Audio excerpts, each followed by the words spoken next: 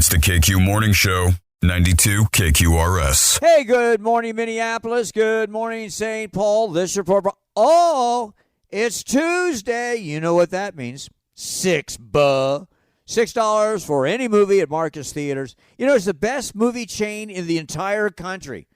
Always great seats, fabulous food, and so much more. And Tuesdays, $6 for any movie? Come on, man. Hope you had a great eclipse day. So check it out. I was in Dallas. The clouds broke just at the right time. Saw the 100% eclipse.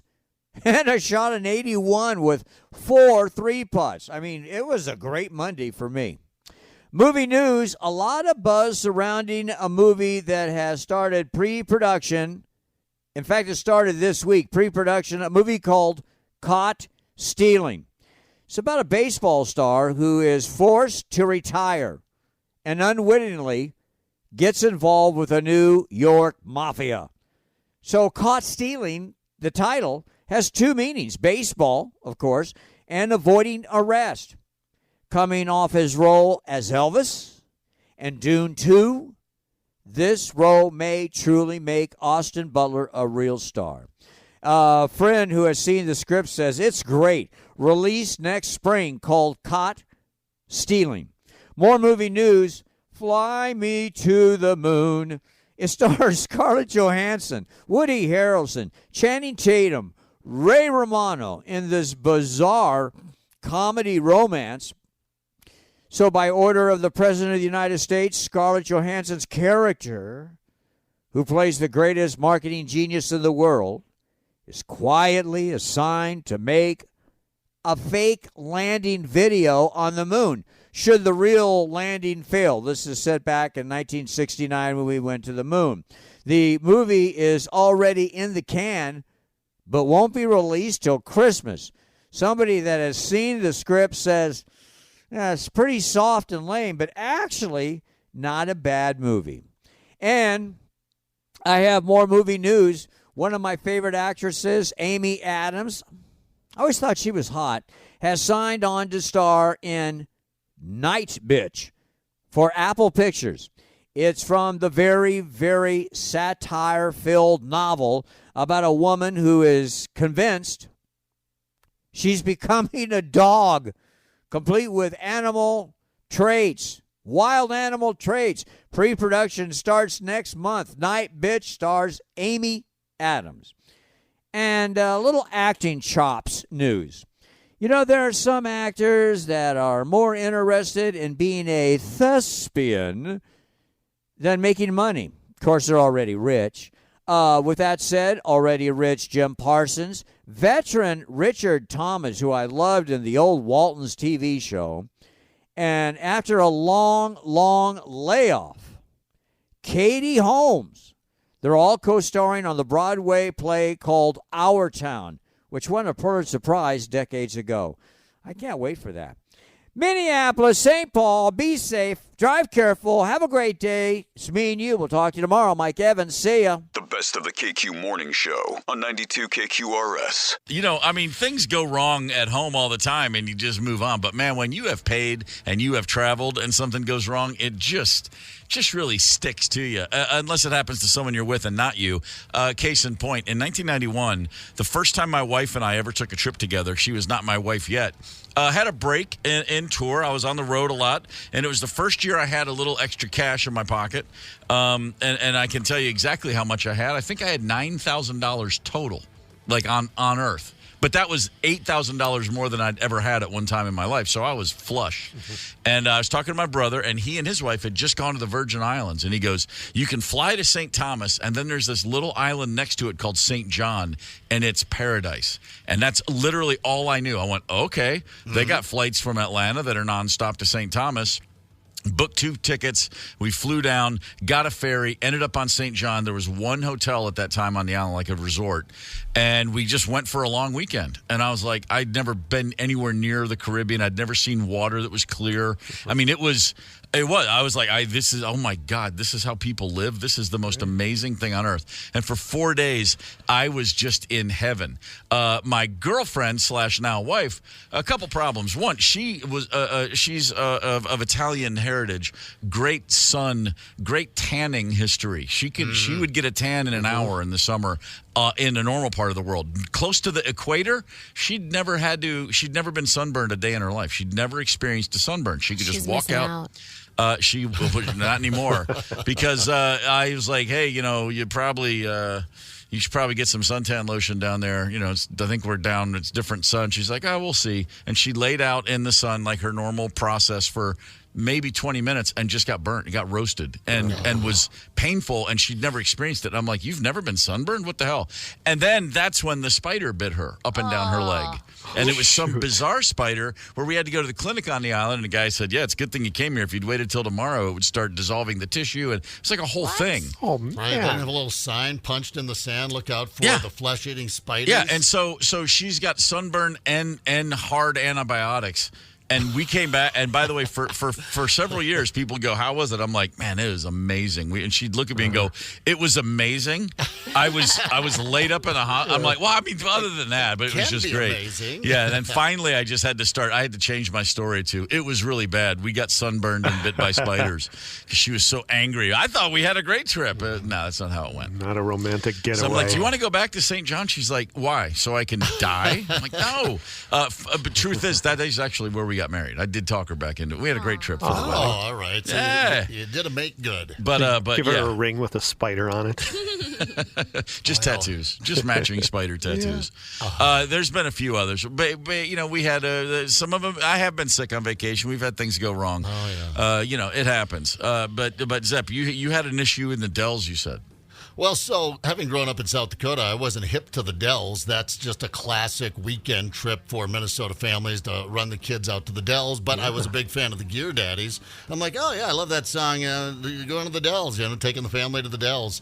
Everybody's like, oh, yeah, that's what I did growing up. So having had two daughters born in Minnesota, I thought, we've got to go to the Dells. These girls have to experience the Dells. We truck it on out there.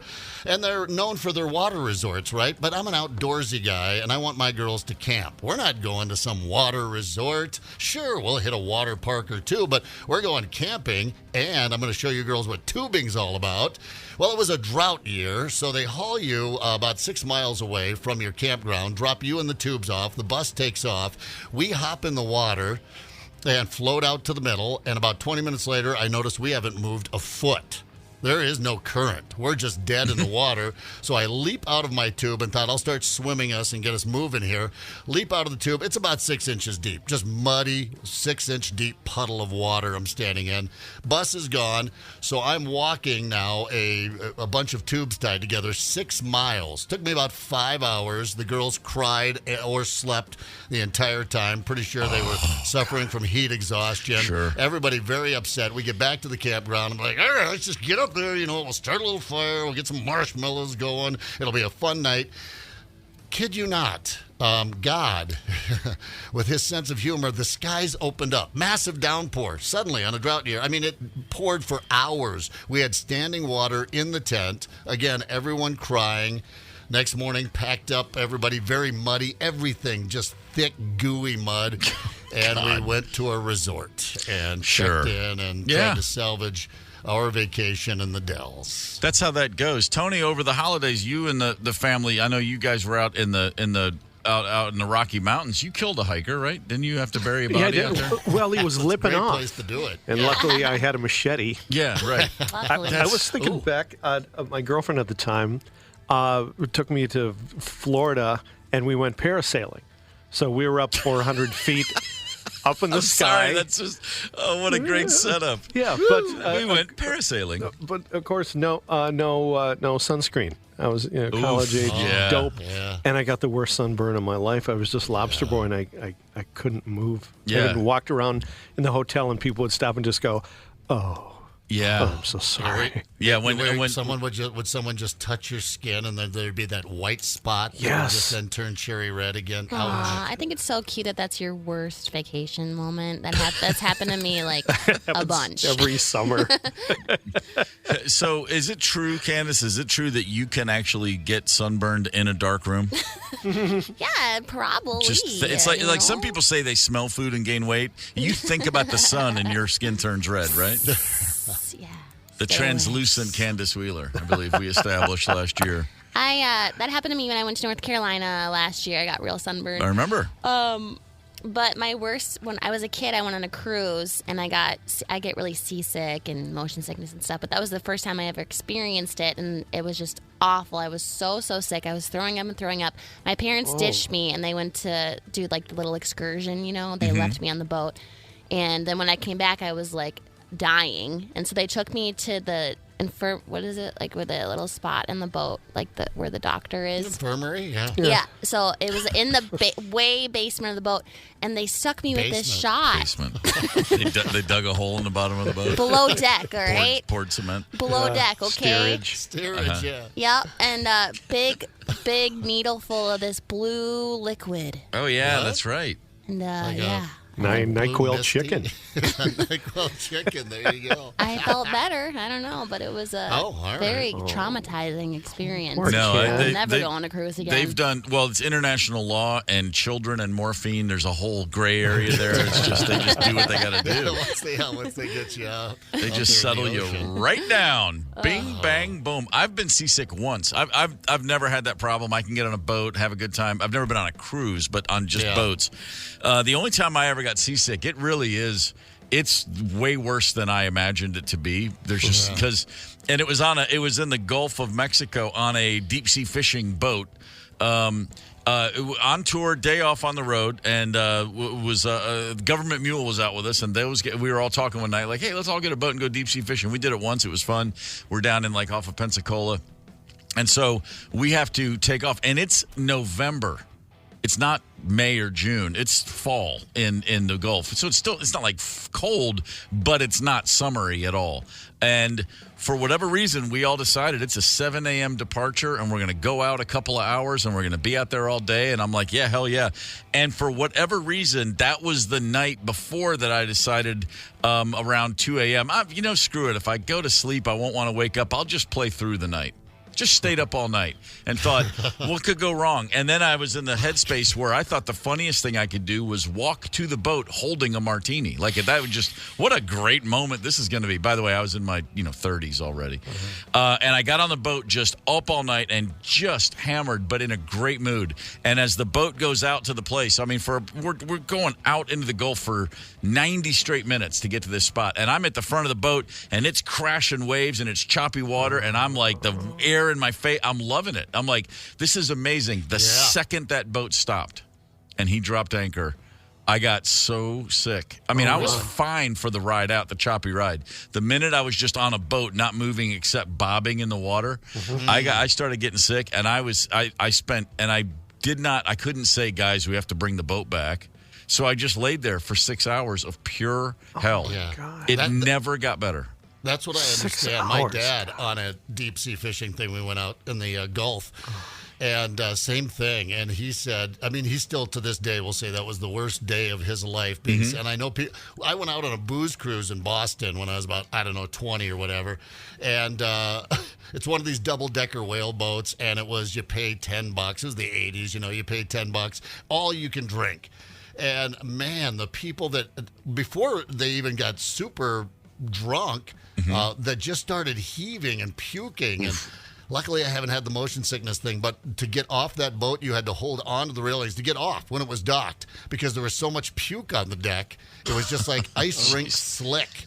And just chunks, and the booze cruise. Good thinking there. Yeah. I'm looking at Carol's on the KQ Facebook post. By the way, 651-989-ROCK. You got a vacation disaster story for us. First trip to Disney for my 4-year-old, ends up with flu, throwing up in the hotel, sick the whole time, dry heaving on the plane back home. On top of that, Dad who was with us, tripped, fell face first on a curb in Magic Kingdom, chipped his teeth, bloody face.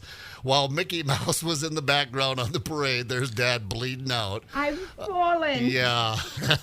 Or Nancy, who checked into their reserved hotel room in Anchorage at 3 a.m., opened the door, and there were people sleeping in their beds. Whoops.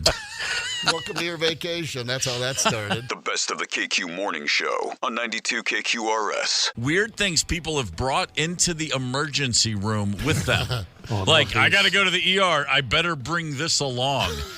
And a guy walked in to an ER with his junk stuck into the vacuum end of a shop vac. And what he said was, I was trying to remove a kidney stone. Oh, okay. Now, from what I've heard of kidney stones, they're so painful that you might resort to something like that, but I don't believe it. Yeah, I think you can give yourself the Heimlich on the back of a chair. You always see that dialogue thing.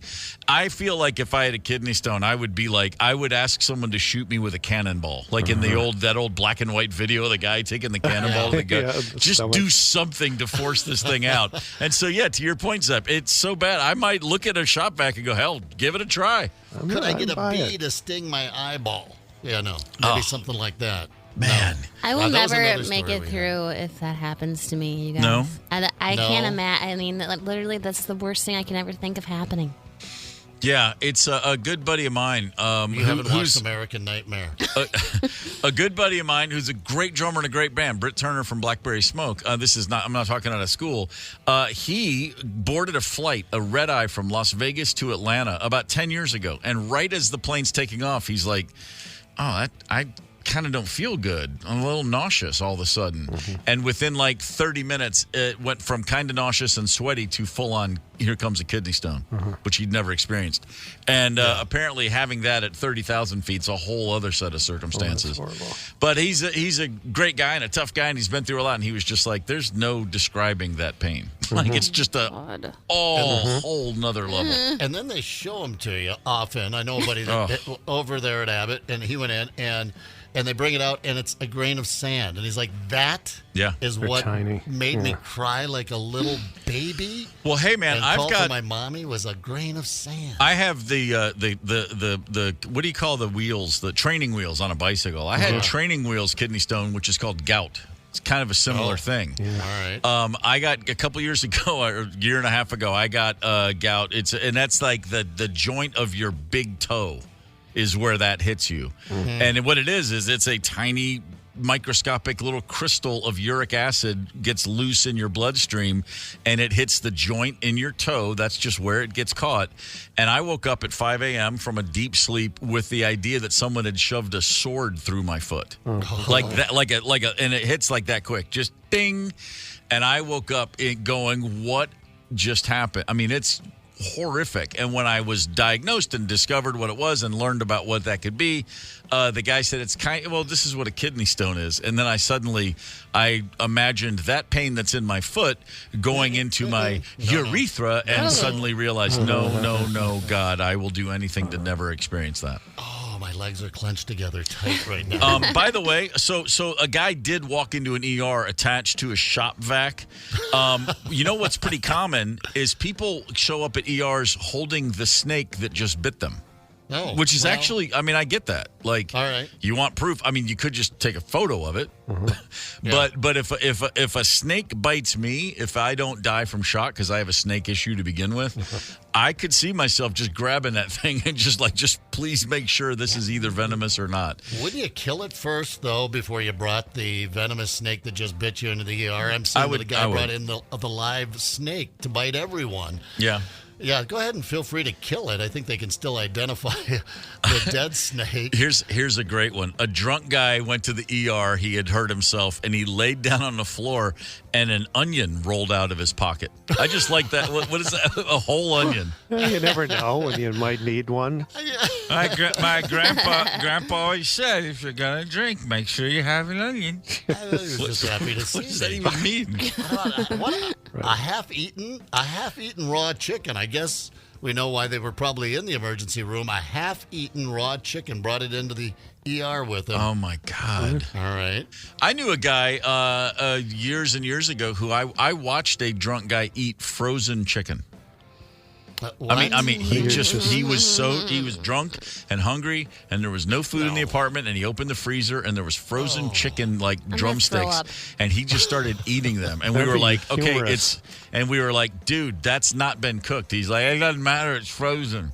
It's like a popsicle, I guess. What's what he was looking at it like. And for the record, did not get sick. I mean, he was drunk as he was sick from a hangover the next day. Well, he didn't get sick that we knew from the. I mean, he didn't have to go to the ER. Put it that way. Well, maybe because it was frozen. Maybe that's it went the other way with it. If you can't cook it to a certain temperature for so long, then go ahead and go with the chicken popsicle. Yeah. Man, I tell you what, there's a lot of people apparently bring animals to the ER with them, emotional support animals. Oh, comfort. All right. Yeah, no, come on, stop. Yeah, stop it. If you're going to the ER, you shouldn't have time to think about what do I want to bring. The ER is for E, as in emergency, as in get there quick. Don't think about like, well, hang on, I better grab my lucky socks. Bring a coloring book. And I'd put it, when we took them in to stitch them up, I'd put their animal to sleep. That'll teach them.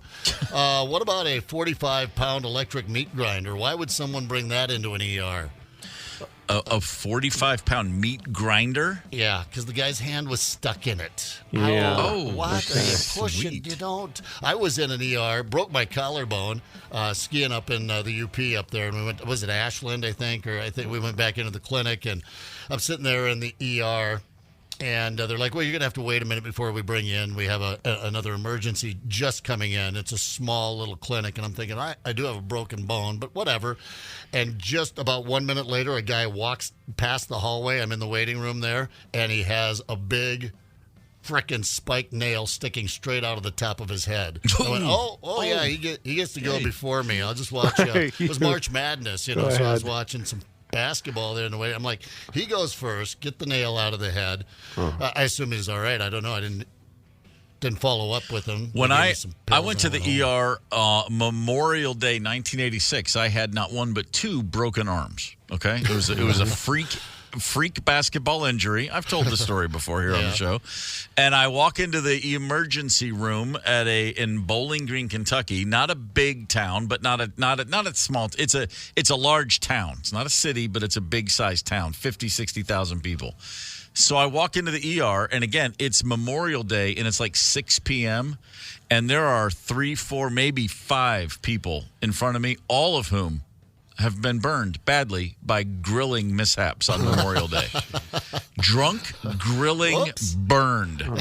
And I'm like, and I have my left elbow and my right wrist are both just on, feeling like they're on fire. They're both broken, but I'm looking around. I'm like, no, get that guy in there first. I was just like, I can't. Broken arms is nothing. These guys are just torched and wasted, drunk, and in pain. Oh my gosh. And they weren't all from the same cookout. It wasn't one grill didn't explode. No, this is completely unrelated.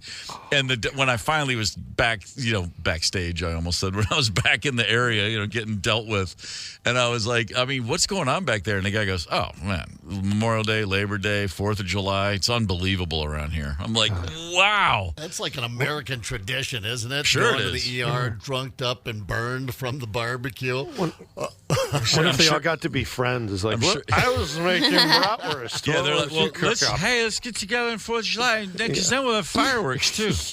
That'd be better. The rest of the family's back home just eating the potato salad because the meat didn't get cooked.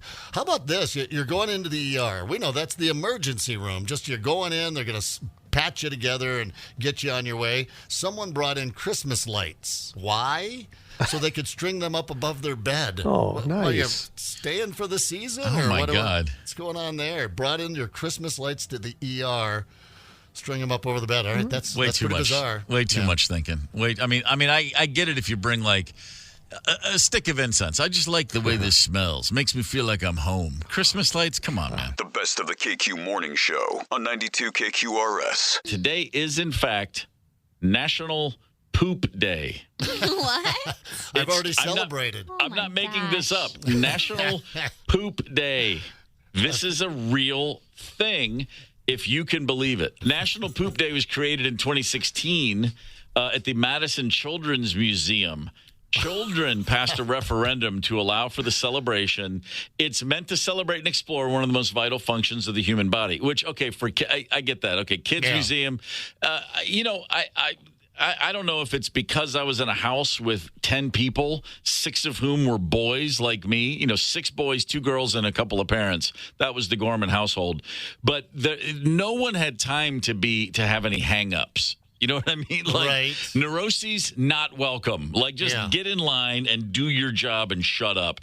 And having an issue with bodily functions, that wasn't a part of it. You know what I mean? No. It was just like, just wipe the seat. But that's it. But I've had friends. I've known people my whole life who are kind of wound up about poop. They have a real issue with this. And in fact, so of course people go right to polling. 46% of Americans will only poop if other people are around in case of emergency. Wait, what? They will hold it just until they're alone. I know people like this. That's not how it's supposed to be. No, I know guys. I mean, blue-collar guys that, I don't poop in public. I got to drive home. You're what? Or we'd be out hunting. I'm not going to, you just crap in the woods. No, I got to head back to the outhouse. You got to head back. You're going to crap in a house outside next to our cabin, but you're not going to poop out here in the woods. They get some weird hang-up. I remember I grew up in a smaller family, just 3 of us, and one bathroom there in the old farmhouse. But I remember going over and doing a sleepover with a friend in elementary school who had something like the Gorman house. I don't know how many. I never even counted, but it was, right around a half dozen kids. And I go in and I'm taking a bath. And, which is a very private thing in our family. You go in, you go to bath, no one comes in. Maybe mom has to come in occasionally or something. But one of the brothers just comes storming in, boom, plops down on the toilet, and just starts pooping. And he goes, and I'm looking at him with this look of shock on my face. He's like, what? I'm not pooping in the tub, dude. I was like, okay, sounds good. You're right. I mean, I don't know, understand the hang-ups, but Candace, aren't you're weird about pooping in public? Well, absolutely not. I mean, for me, it's not like I can hold it in either. If I gotta go, I gotta go. You gotta go. It's always an emergency situation. Have you ever had to go anywhere in an emergency situation that wasn't a bathroom, like out by the dumpster or, in one of the garbage cans back by the other radio station in the building? I don't want to get into that. I just heard the most ennui-filled, yeah. Oh. No. Yeah. There was one time in Italy I had to go and I couldn't get in the bathroom. I don't know. I don't want to. I'm too embarrassed. No, it's fine. Let it go. But this is funny. So, I As was with a boy and we went and got breakfast. And then we were going to go back to my house after and watch a movie. And we both had to go. For some reason, the pancakes and eggs, those always. That Italian dairy, pretty rich. So he's like, I gotta go to Target really quick. He was trying to go stop somewhere before we went to my house. And I was like, no, if we're going to be together, we're going to have to do this together. What?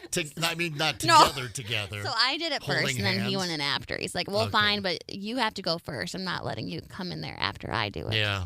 I remember a few years ago online there was a listing. It made the rounds. It kind of went viral because it was a legitimate home listing, and it was out on Long Island, and the master bathroom had 2 toilets facing each other.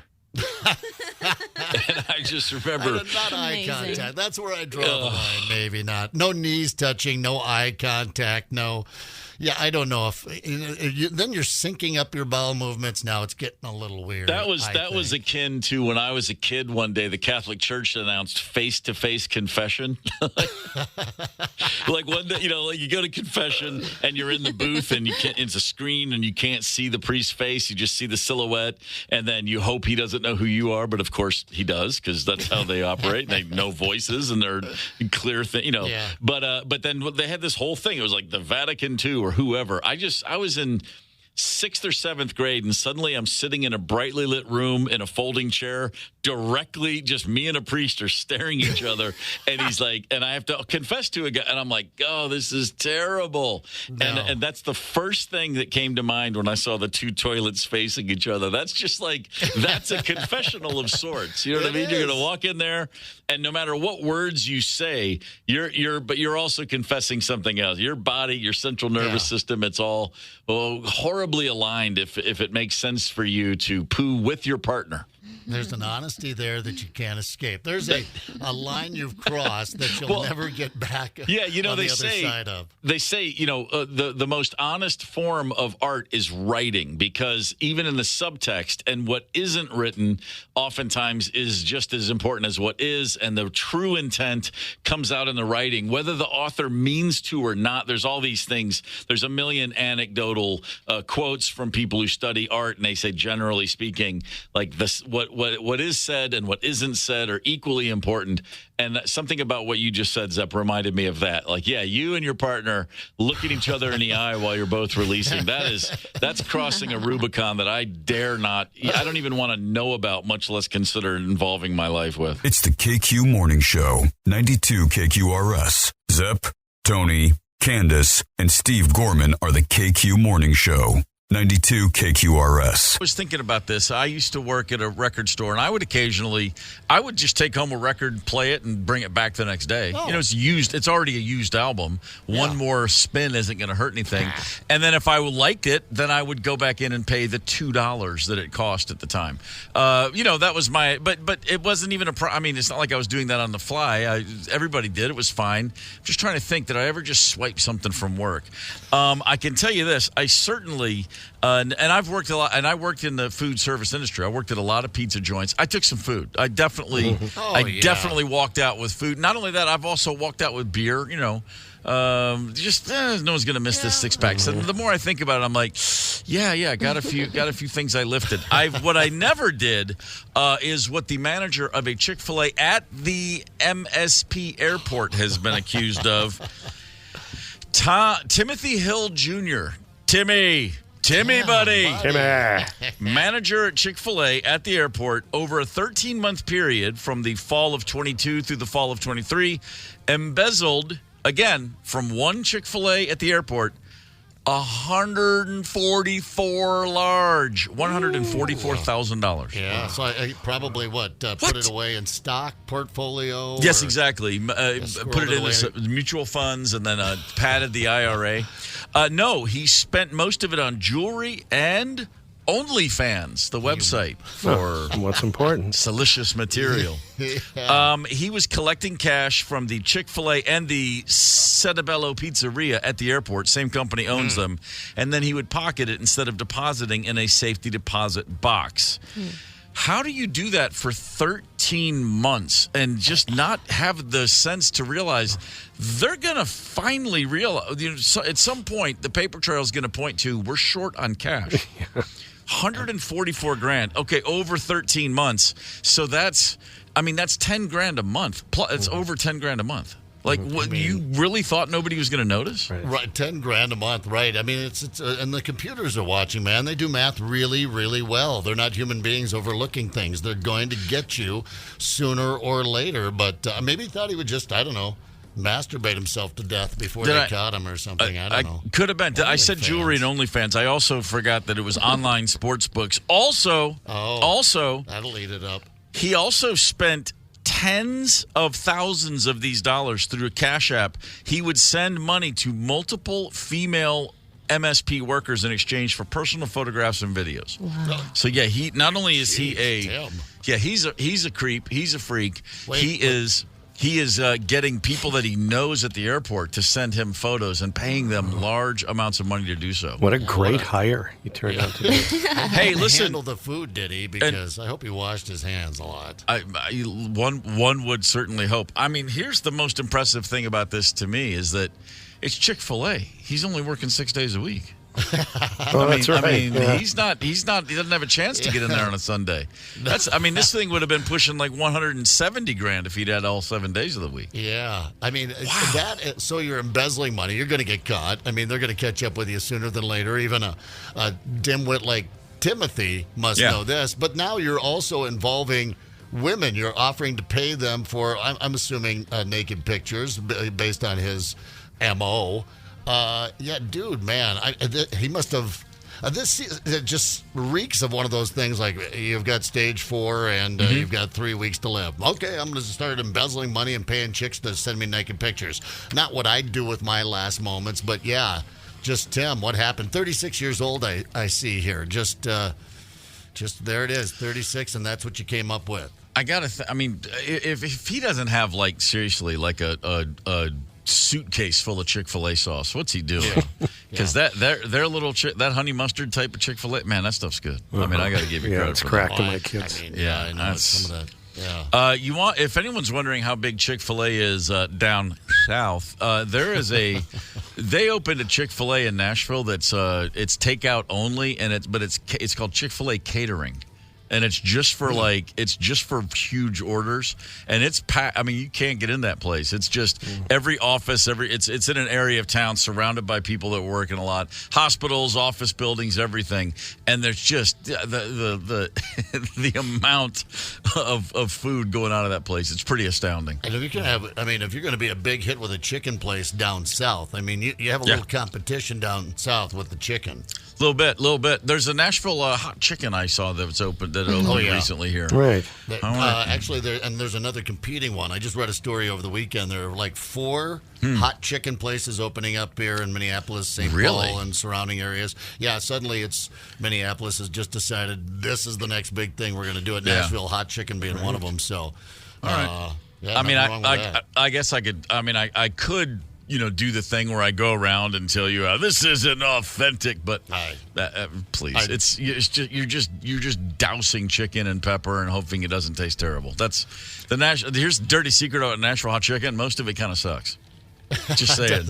I mean, when it's good, it's good, and then when it's not, it's really not. I waited in the line for a long time for it in Nashville. Out on the street, yeah. Was it out on the street? They had that window there. I did the same thing too because I had about 6 beers in me, and I was walking around, and I thought I'm ready for some hot chicken because I don't have the gut for it. I'm just a real wiener on the inside. I just can't get it. No spicy, get mild. But. Yeah, mild, right. So I did the same thing. The mild kicked my ass. So. There's the original place is called Prince's, and I have been there several times. I go medium, which is the hottest thing I've ever had. I had the actual hot one time. I went with a friend. He said, "Well, you have to have it for lunch. You cannot do this after 4 p.m." And then it was the one time that I was eating something that was so hot. I was crying. My snot was coming out of my nose. I kid you not. The wax in my ears was liquefying, and I was sweating profusely and literally weeping. And it was so good I couldn't stop eating. That's the special thing. Wow. It was like every bit of my body was saying stop doing this, but it tasted so great. I was just like, I can't stop eating. I'm just gonna repent. I paid for it for days and days and days. I see a show coming up with one of these hot chicken places. Bring your hottest chicken in. We'll all do the show like the hot wings, interviews. Yeah. And we'll eat it as we do the show. And just cool. Just make a mess of ourselves. The best of the KQ Morning Show on 92 KQRS. Things we would do differently if we had another crack at high school.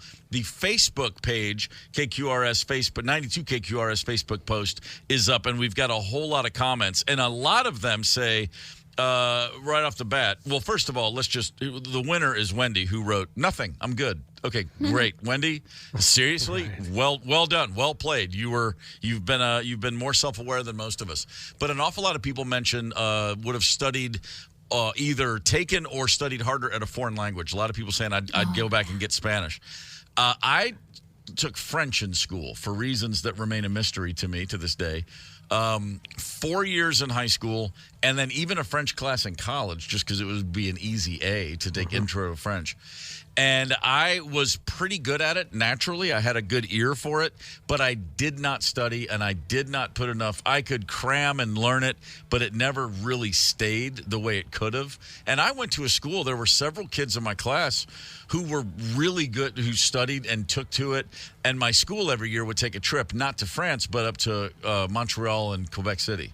Like the French club at spring break would go up to French Canada. And I always thought, man, that'd be so cool. And I was like, why am I not studying better? I understood how cool it is to have another language. If I could go back, I really think that is one thing I would do differently. I don't care that I didn't pay attention in algebra, you know? And I really doesn't wind me up that I didn't play as hard as I could in basketball till I was a senior. Those things are fine. But the thing that still now I wish I had was a second language. Candace, you speak Italian. Did that start in high school? No, I did Spanish in high school. Okay. But I think, what is it? You have to do 2 years, and I tried to do 3, but I was late a lot in my senior year, and I didn't get that credit. I ended up having to appeal for it, and I didn't get it because I was a lazy sleeper inner. Tardy. Lazy sleeper inner, Candace Wheeler. Yeah, and now the penance is morning radio for the rest of your life. I That's forced brutal. myself to have this kind of job, otherwise I would have. So when did you start Italian? College. Oh, okay. In college, you decided to switch over. Okay. Yeah. See, I regret that too. I took a lot of Spanish in high school and in college too, and I retained very little. Really? I wish I would have taken more seriously. I'm going to go, ¿Dónde está la biblioteca? But that doesn't come up a lot. No, Where's the library? It doesn't come up that much. Yeah, Spanish would be a great one. My French, it's weird. I remember all the songs I had to, like, I can sing the French national anthem right now. La Marseillaise. I've What? never lost Nice. it. Do Allons it. enfants de la patrie, le jour de gloire est arrivé. I can do the whole song. I can sing the French version of Jingle Bells, which is Vive le Vent. It's not about bells. It's Long Live the Wind. Long live the wind. Long live the winter wind. Vive le vent d'hiver. I know the songs like What Are the Days of the Week? What Are the Months of the Year? Little sing-songy nursery rhymes. It's so ridiculous, but that speaks to what music does. It locks in your brain in a way that just conversation doesn't. The first time I went to France on tour, I was astonished at how many words I was remembering, like nouns and verbs. I might not conjugate the verb correctly, but I was remembering so much. It's in there. And then as soon as I was in a place where it was everywhere, I was like, oh, wait, a champignon is a mushroom. I know this. You know, it was like I was excited to kind of figure that out. But it never got to where I could be even remotely conversational. I could literally order. And, you know, I could order a coffee, you know, une autre if I wanted another one. You know, I knew how to say little basic things. But one time I spoke some pretty hardcore French late at night, and it was brought from the deepest recesses of my brain in conversation in a bar where I was trying to keep my cousin from getting his head stomped in by some people because he had bumped into drunkenly basically started an altercation with some very mean, tough-looking French dudes. One of them had a knife. I'm not making this up. Okay. And I said, hey, man, sorry, we're dumb Americans. He's drunk. We don't mean any problem. I did this whole thing, and I talked ourselves out of it. And my cousin and one of the guys on our crew looked at me, and I was like, what? And they were like, well, how did you know how to say that? And I go, what are you talking about? And they were like, was that French? And I go, oh, wait, I was just speaking French. And I'm like, wait, what did I just say? I knew how to explain that we were dumb, drunk Americans and we meant no offense and we're really sorry. And then I realized, oh, it's because I'm on acid right now.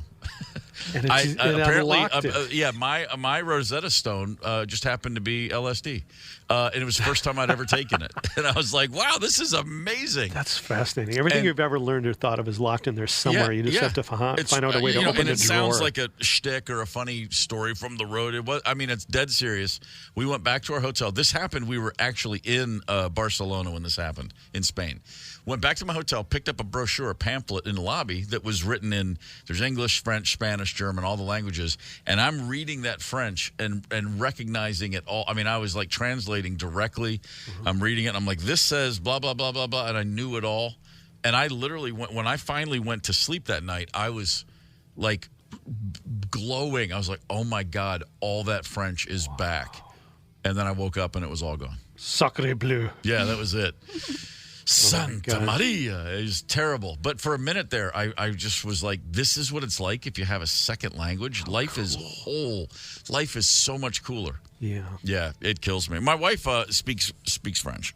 She took it as a student and spent some time over there herself. And she is the kind of person. See, if she speaks French at a certain level, if that were me, I would tell you right now, oh, I'm fluent in French. And what she'll say is, I'm not very good at French. It's like the difference. But if she goes somewhere where people are speaking French, within 3 days, she's completely conversant. She's just going. And I'm so envious of that. Like, man, I could really use that. My favorite Spanish word, albóndigas. Okay, which is? Meatballs. Wow. And I like the way that you have to put the albóndigas. Sure. That's pretty strong right there. The KQ Facebook page. Yeah, so anyway, a lot of Spanish. I do like a lot of people saying I would just be myself. I wouldn't have been so concerned with what other people think, or I would have pursued my dream. And I mentioned, in an hour, my buddy Dean Delray's with us. It's an interesting thing to be, to do one thing and then in your 40s do something totally, just switch gears completely. Went from life as a working musician to comedy, which is not the easiest nut to crack, and especially at that kind of an age. And I always love any story of somebody just taking on something new, what I say later in life, because you're kind of conditioned early that you better figure it out by the time you're 25, at least back in the old days, that's what it was. Like when I dropped out of college at 21, and I had friends that were my age who were going, man, you're crazy. What are you doing? And I'm like, I'm 21. They're like, yeah, you're 21. It's too late. Like, you're throwing away your college. And I'm like, I can come back if I need to. I just didn't have that. But, man, it was amazing to me how many people, like I said, similar 21, 22-year-olds looking at me like I was nuts. Yeah, you lost your window. I guess I lost my window to be miserable, because I hadn't, it's funny because I was a broadcasting major. And then, of course, years later, I said, well, I kind of want to still do some radio stuff. But the idea that you couldn't just come back and reverse course. I was like, well, I'm changing course now. I'll change course again. I didn't get too hung up on that. Cool. Yeah. Well, I mean, it worked out. But then again, there are plenty of people for whom that would be akin to putting them, that's like what do you mean you don't have a plan? I do remember very, very, very clearly talking with some buddies in our 30s, and I recognized, oh, wait, they've had a plan, like from day one. And they're sticking to it, and they're really happy with that. Are they happy with it, though? That's the thing. Well, they're yeah. I mean, I can definitely think, because it's just that's what they were looking for, and they got it. It's like, I think their subconscious was aligned with their reality, which was like, I didn't feel like I needed a plan. I kind of got bored at the concept, and I can look back and go, I wish I'd planned a little differently. In a variety of ways, but I'm really glad I didn't too, because there's getting your ass kicked is really good for you usually in life, is what I've learned. And when you're hard-headed like me, you got to get your ass kicked sometimes to wake up and go, oh wait, I guess I don't know everything. So I can't really complain too much. You know what I'm saying? That's how it goes. We got a text from Florida, said that if they could go back to high school again, they would just skip school more. They'd skip school more. Yeah. I, again, really wish I knew what that was like. Yeah. I went to such a small school. There was just no skipping. None whatsoever. I actually my senior year of high school was a blast. And it really was for a lot of reasons, but primarily because my dad split right before my senior year. And that was jarring, and it was upsetting, and it was really hard for my mom and for, just everyone's idea of, wait, who are we? Like, I'm from a family, and my parents are married, and suddenly they weren't. And suddenly my dad was just, like, gone. Like, where the hell did he go? But it was the first time where it was, like, just that idea of, oh, wait, there's no plan. We're not sure. And I found myself really enjoying, you don't realize how constricted you feel until you don't feel constricted a lot of times. And I didn't realize, like, I was kind of on a Hot Wheel track in life, like, just because I'm the 8th kid in this family and this is how we do it. And there's a Gorman way and all these things that no one actually says, but that's your worldview. And I had one very, very strong. And when it just got when the snow globe got shook, and all of a sudden it seemed like there was all these rules that we had never discussed, but they're clearly in place, and now they were all gone. Yeah. And I was like, hey, this is kind of cool. It's very freeing. It's incredibly freeing, especially that it's that thing of I didn't even realize I didn't already feel free until I suddenly was like, oh, wow. So, yeah, pretty, like I said, that's one way I guess I'd say, getting your ass kicked. That was a bit of an ass kicking for me at the time. The best of the KQ Morning Show on 92 KQRS. In 2007, the list of greatest ever halftime performances, it changed. It altered forever, which was because of 2007 Super Bowl, we have, there's Prince and then there's everybody else. That's certainly the way I look at it. I'm not saying that to try to sound cool. I remember watching that Prince performance at a Super Bowl party, 40, 50 people around two giant TVs at a friend's house, and everybody was literally in awe. Like, when it ended, we were clapping at a house in Tennessee. Like, oh, it was amazing. Yeah. I mean, it was bizarre. It was like that, I've been on airplanes when it lands and people clap, and I'm like, what are you doing? And it was one of those. And we all looked at each other like, why are we applauding? But everyone just kept applauding. It was incredible. Yeah, blown away. The rain just made it that much cooler. And then I think about that, and then I'm like, and the game was who was Bears, that? Yeah, Bears. Peyton That's Manning right. won one for the Colts finally. Yep, that's it. Great documentary on that. It's only like maybe 10 minutes, maybe 20. Maybe it's 20 minutes long on that happening. And I've watched that probably more than any Super Bowl highlights. I love watching the documentary. But, of course, the great Prince line in there, the guy that's in charge of all the tech and making it happen, calls Prince up and says, it's a downpour. It's a deluge. I don't know what we're going to do here, man. Are you thinking about canceling? What can we do for you? And Prince said, make it rain harder. Mm-hmm. And that was his comeback, and it was just, and then he comes on stage, and they just called them the twins, his two dancers. Yep. I don't know how they didn't end up on their asses, but what an amazing performance! Truly incredible. And Zepp, you mentioned earlier at a Super Bowl party, you overindulged on potato skins. You wrecked yourself. You were throwing up. I'm gonna have to just go gross Super Bowl party experience right now because it happened shortly after that halftime performance. The game ended. Peyton, and by the way, also Peyton Manning, having played college football in Tennessee, he's an icon in that state to this day. There are tens of thousands of Colts fans in Tennessee simply because he went to play there. So Peyton got his Super Bowl. Prince had the halftime performance for the ages. So all around the party I attended, it was just happiness. It was just joyous. People were thrilled. I spent that day having fun, but a little uncomfortable because on my back, on my right shoulder blade, for a couple of years, I had a completely non-threatening and completely otherwise harmful cyst. Yikes! It just appeared one day, and it got a little bigger and bigger, and it was noticeable, and it was interesting because if anybody gave me a hug where their hands naturally found themselves on my back, they would always land on this little bump. And so for a few years, and it didn't hurt. I didn't feel it, but for a few years, anytime someone gave me a hug, they'd go, "Hey, what?" Like they just don't expect to. Put your hand on what feels like a gerbil on someone's back. But there it was. Okay, weird. So here's so again, it was totally, I didn't notice it. I didn't see it. It's on my back. I couldn't feel it. There was nothing about it until somehow it got infected. And then it started getting itchy and kind of painful. And so I'm watching Prince. I'm watching that Super Bowl. And the whole time I'm like, man, the thing on my back kind of hurts. This is weird. I'm like, babe, come look at this. Something. She's like, oh, it's getting kind of red. That looks different, my wife. Anyway, go home after the game. I'm like, man, that halftime performance was amazing. And my son's very excited because, he loves football. And my daughter's excited because she'd been at a party all day. And we had a great day. And then all of a sudden, that cyst on my back just bursts. Oh, and I'm like, my God. Yeah. Oh, yeah. Yeah. And so while everyone else is still thinking about what a great day it was, I'm in the shower with this thing just oozing out of my back. Did it feel good, though? I mean, it's like relief. No, I mean, it hurt and it didn't smell great, and oh, and what did it smell like, Steve? And I'd spent the afternoon just stuffing my gob at a Super Bowl party, and then I'm like, this is turning into a bad day. Too bad it didn't happen on Valentine's Day. Oh, that would have been so much better. And so it was just, I'm not going to go too deep on the details, but suffice to say, I feel like you already have. It's amazing how much stuff can come out of a cyst. Just poured out for what felt like hours.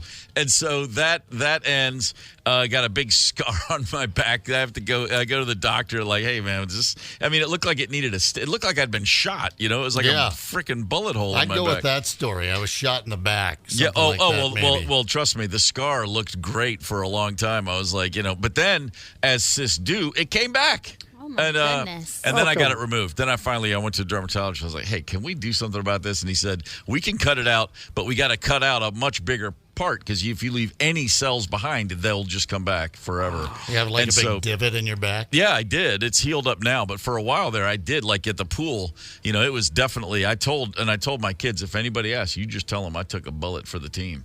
Yeah, give it a cool story. Yeah. Did you name the cyst at any point? Maybe, probably. Nothing I could repeat on the air. But of all my Super Bowl malfeasance, that's one that I didn't really do it to myself. I've had plenty of other opportunities. The first time I remember being just blitzed, hammered during a game, I didn't see one play of it. It was the Super Bowl in 1990. I spent the entire afternoon on a flight from Atlanta to Los Angeles. The first time me and my band ever went to L.A., and we're flying literally like as we're taking off, they're kicking off that Super Bowl 24. The Broncos just got destroyed that day by, I think, the Niners. And so we're on this flight. And the flight attendant was kind of like, are you guys in the band? And we're like, yes, we are. All right. And she was just giving us like free screwdrivers. Like we didn't have to pay for our drinks. Right on. Thank you. And, you're talking, the adrenaline of our first trip to L.A. Plus free cocktails is a heady mix.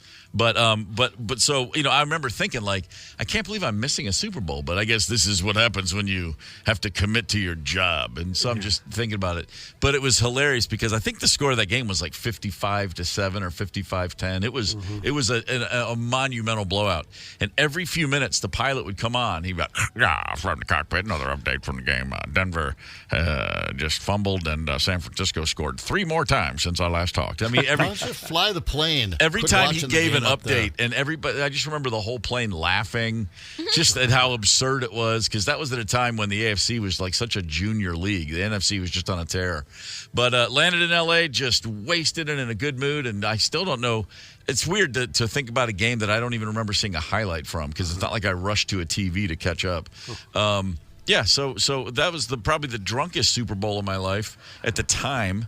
And I didn't see a single play. Didn't see a snap. Yeah. It's the KQ Morning Show, 92 KQRS. Zep, Tony, Candace, and Steve Gorman are the KQ Morning Show, 92 KQRS. We often see things. It's like, here's a list of some great things for Valentine's Day. And a lot of times it's kind of, it's more like titillating or like trying to spur on the romance, trying to, spice up a relationship. Yeah. This one, not quite so much. This is on a list, and I just have to quickly mention the tick mitt. The tick mitt. That's not a Norwegian word for, sex toy. A tick mitt is literally a mitt you wear to help get ticks off of people and pets. Like as in, like it's a well, mitten. I mean, tick season is a real thing here, man. I've I don't used know. one of those. Listen to this. Alleviate the anxiety associated with tick-borne diseases like Lyme disease by introducing a new step into your tick protection routine. Now, I'm not about to make light of tick-borne diseases. The Lyme disease, especially among them. Those can be horrific. But I just love that there's a tick mitt on a Valentine's Day gift list. I mean, it feels good. Maybe it's like a ribbed. So it's like it is so you can get tick removal for people and pets. I don't. What does this mitt have that another mitt doesn't? I don't understand. How do you gently and thoroughly rub the tick mitt on your body and clothes or your pet's fur to remove ticks? I guess the ticks just like the way these things feel. They Just stick adhesive? to the tick mitt. Yeah, What's the difference between just me rubbing all over my body with my fingertips like I've done since the 60s? Got to roll I a think what we tape. need here. Yeah. I think what we need here is a sales pitch. We've got to put the tick mitt in Tony's next game show for sales pitch. Sell us here on the tick mitt. I will tell you this: when Marie and I first started dating, we were in Montana, and we loved to do a lot of camping. Something we had in common. Like right away, I found a woman that wants to camp with me. Awesome. And one of the special fun little add-ons was at the end of the camping trip, we each got to do the tick check on each other, you know, and that could get fun. I could see where that might be a Valentine's surprise. I'm not digging the tick mitt, but I see on the same list you're looking at, Steve, they call it a cigarette rolling machine. It's 2024. We can call it what it is, a joint rolling machine. Sure. Is your Valentine all out of joint? Oh, that's a good one. This cigarette rolling machine will make sure that never happens again. Boy, times have changed, I guess. A joint rolling machine for a Valentine's gift. I guess maybe for a him, even if she's a pothead, I don't know if she'd dig that or not. Do you get a Valentine's gift for the guy then, Candace? Yes. Does he get a bouquet from Lund's? Nope. Food stuff, cooking stuff. Nailed things it, to yeah. cook with. Beef sticks. Good thinking. Food cooking stuff. I just thought when you said food, my first thought was, like a burrito. That'd be Yeah, I you can't had me say and then too you much. lost I don't me. want to. Maybe he's listening. Right. So, you know. Oh, that's cute. You guys are still in that, honey, where he listens. Give it about another month. He'll be like, did you hear me mention you this morning on the air? Yeah, sure. That was great. Thank you, sweetie. Man. Then you don't want him listening. I mean, I wouldn't be mad if I got this tick mitt, though. I mean, I wouldn't mind getting a little rub down with that. It looks like it's, I don't know. I grew up. I had a lot of ticks in my childhood. Going back, this would be Maryland in the 70s. It was just such a normal thing. You'd come home at the end of the day in the summer, and it was right away. We were just like Jane Goodall's chimps, grooming each other. Everybody would get their hand. You just all, you feel anything, and you just run, and at least one brother every time was like, hey, here's one, and they just wind you up and then not find it. But more, I mean, I'd say we were all batting around 500 every couple days. You'd find a tick on you somewhere. It was very, very common. And Rocky Mountain Spotted Fever was all the rage in the mid 70s. And as a kid, there was a movie theater in our town where a girl that went to my school and her mom, they walked out of a theater and found a ton of ticks from inside this theater. Weird. And then the girl got Rocky Mountain Spotted Fever. She was very sick. She survived it, but was in the hospital for like weeks. It was terrible. Yeah. And so as all that was happening, then suddenly it was like a tick fever pitch around not just the Gorman household, but everybody. And, I was hesitant to share this story, but you know what? Screw it. It's a Monday, so why not? Going through the tick check and then getting ready to take my bath, and as I stripped down to full nude status, I found that there was a tick on my little man root. Oh my goodness! Yeah. Wasn't dug in. He was still just kind of moving. Yeah. But then he stopped, and then I froze, and my two brothers we're all looking. I'm like, there it is. It's right there, on what you would say. I guess little Stevie had a friend. Stevie had a friend. And this was the words I will never ever be able to sear out of my brain, which was my brother Dave knocking on my parents' bedroom door was always closed. Like, just always shut. Like, it's private. That's for adults. And, it's so funny because my wife and I never closed our door, like with the kids. But so you'd have to go, and he knocked on my parents' door, and I heard my mom go, uh-huh.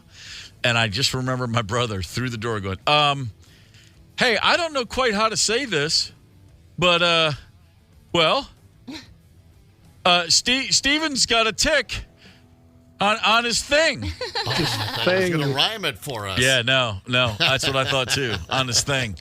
And then there was just a pause, and then, like, the door opens, and she's, like, thinking it's a joke, and then I'm standing there, like, completely nude, like, look at that. Of course, she's just like, well, get it off, and took it off. It was no big deal, but traumatized. Just absolutely traumatized. Well, I mean, nobody wants it. And they get to those hard-to-reach places. That's why you need someone's help, because they're on the back or in the... Yeah. In the downstairs in the basement, as it were. Mom used to always say, you can't just, when they burrow in, you're not supposed to just pull them off. No, not at all. Yeah, right, exactly. Thank God you didn't have one of those. You would have had to just give it a flick. There's a twisting, what is it? You go counterclockwise. I can never remember how you're supposed to remove a tick that's burrowed in. Like it's supposed to be hot. You're supposed to like a hot needle, and then you touch it, and it's supposed to pull itself out. So we had light a one match. of our daughters had a deer tick. Yeah, light a match and it backed out. Oh, weird. Yeah. Mm-hmm. So here comes tick season. It's going to be an early tick season, but because we haven't had as much snow, if we don't get much rain We'll see what tick season's all about. That's something to look forward to here in Minnesota. I'm ordering a full set of tick bits now for all of us. Yeah, Nice. tick mitts. Sufficiently freaked myself out. I thought it was going to be kind of funny, and now I'm really creeped A out. monogram. Yeah, TikTok. It is freaky. The best of the KQ Morning Show on 92 KQRS. The guy who can, oddly enough, sing just like Bon Scott is a tremendous working comedian named Dean Delray, a buddy of mine, and he's on the horn right now. Dean, what's up, brother? Yeah, I'm over here trying not to wash away in Los Angeles. Are you still getting rain in Los Angeles? It's insane. Wow. I mean, it is insane. I'm ready for the drought again. Yeah, yeah. It's a definite, like they say, feast or famine situation going on. Dean, you've always fascinated me. I love turns in life when people go in a new direction. You were a musician first and foremost for many, many years from the Bay Area. Yeah, matter of fact, I actually played gigs. I think I opened for the Black Crowes a few times back when you were in the band. So I played music like 25 years, and then at 44 years old, I started comedy.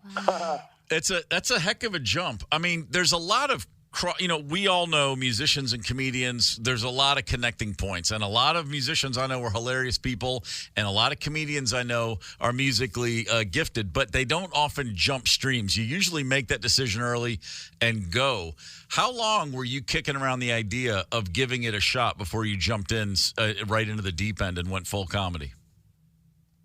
I wanted to do it when I was a kid, but, back then in the 70s, there was no, neighbors going, hey, we're going to do comedy. There were neighbors playing bass and guitar and stuff, so I was like, I'll just give this singing thing a try, and then 25 years went by. Right. But I always wanted to do it, I grew up during that Saturday Night Live golden era, and, Pryor and Carlin and all that. So I did a movie with Ice Cube, and there were some comedians in the film, and this is 15 years ago. And then I said, hey, I want to try comedy, and they're laughing at me like, you're too old. But then eventually one of the guys pulled me aside and said, hey, you should try it. I think you could do it.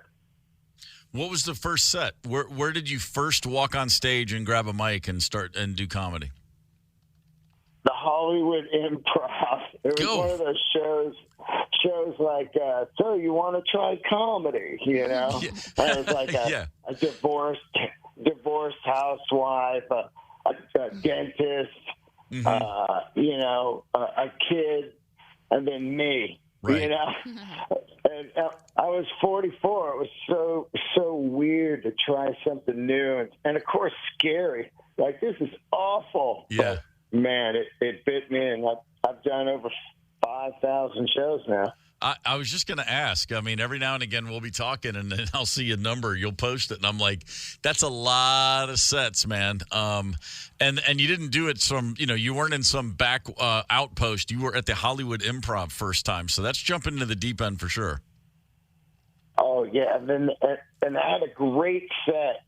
So the next night, I got to get on again, and I went on at the Comedy Store at like a kind of an open mic style show, and I just bombed so bad. It was awful. Yeah, when you're on stage with a band or you're playing a song, you can act like you're the sound man screwing you over. You can act like your guitar's out of tune. You can act like you can't hear yourself. When it's comedy, you really got nothing to blame except you. Oh man, and the thing was, I was trying to mimic exactly what I did the night before, where I took breaths of air. Sure. It's like, and it was like that, Pink Floyd Dark Side of the Moon, or not, the Wall movie, those animated people just staring at you with big eyes. Of course. And I was just like, it's so funny how 3 minutes could seem like an hour. Sure. It was awful. I was in Nashville years ago, and I got asked to be a part of a thing that Ari Shafir put on, and I got up and did like a 5-minute bit at Zany's at like midnight. Everybody was drunk. You couldn't possibly bomb. But it went really well. And when I walked off, a bunch of guys were there, Kreischer and Ari, and they all said, "Don't ever do it again." And I go, "Really?" And they go, "Oh, no, you just did it. Your next 5 times will suck. Don't, like, you one and done. You were nervous, you got up, you did it."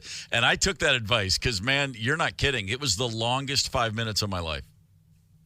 You can't even believe it, Yeah. It's like you can be funny if you've been in a band and stuff. You can be funny like one time because Sure.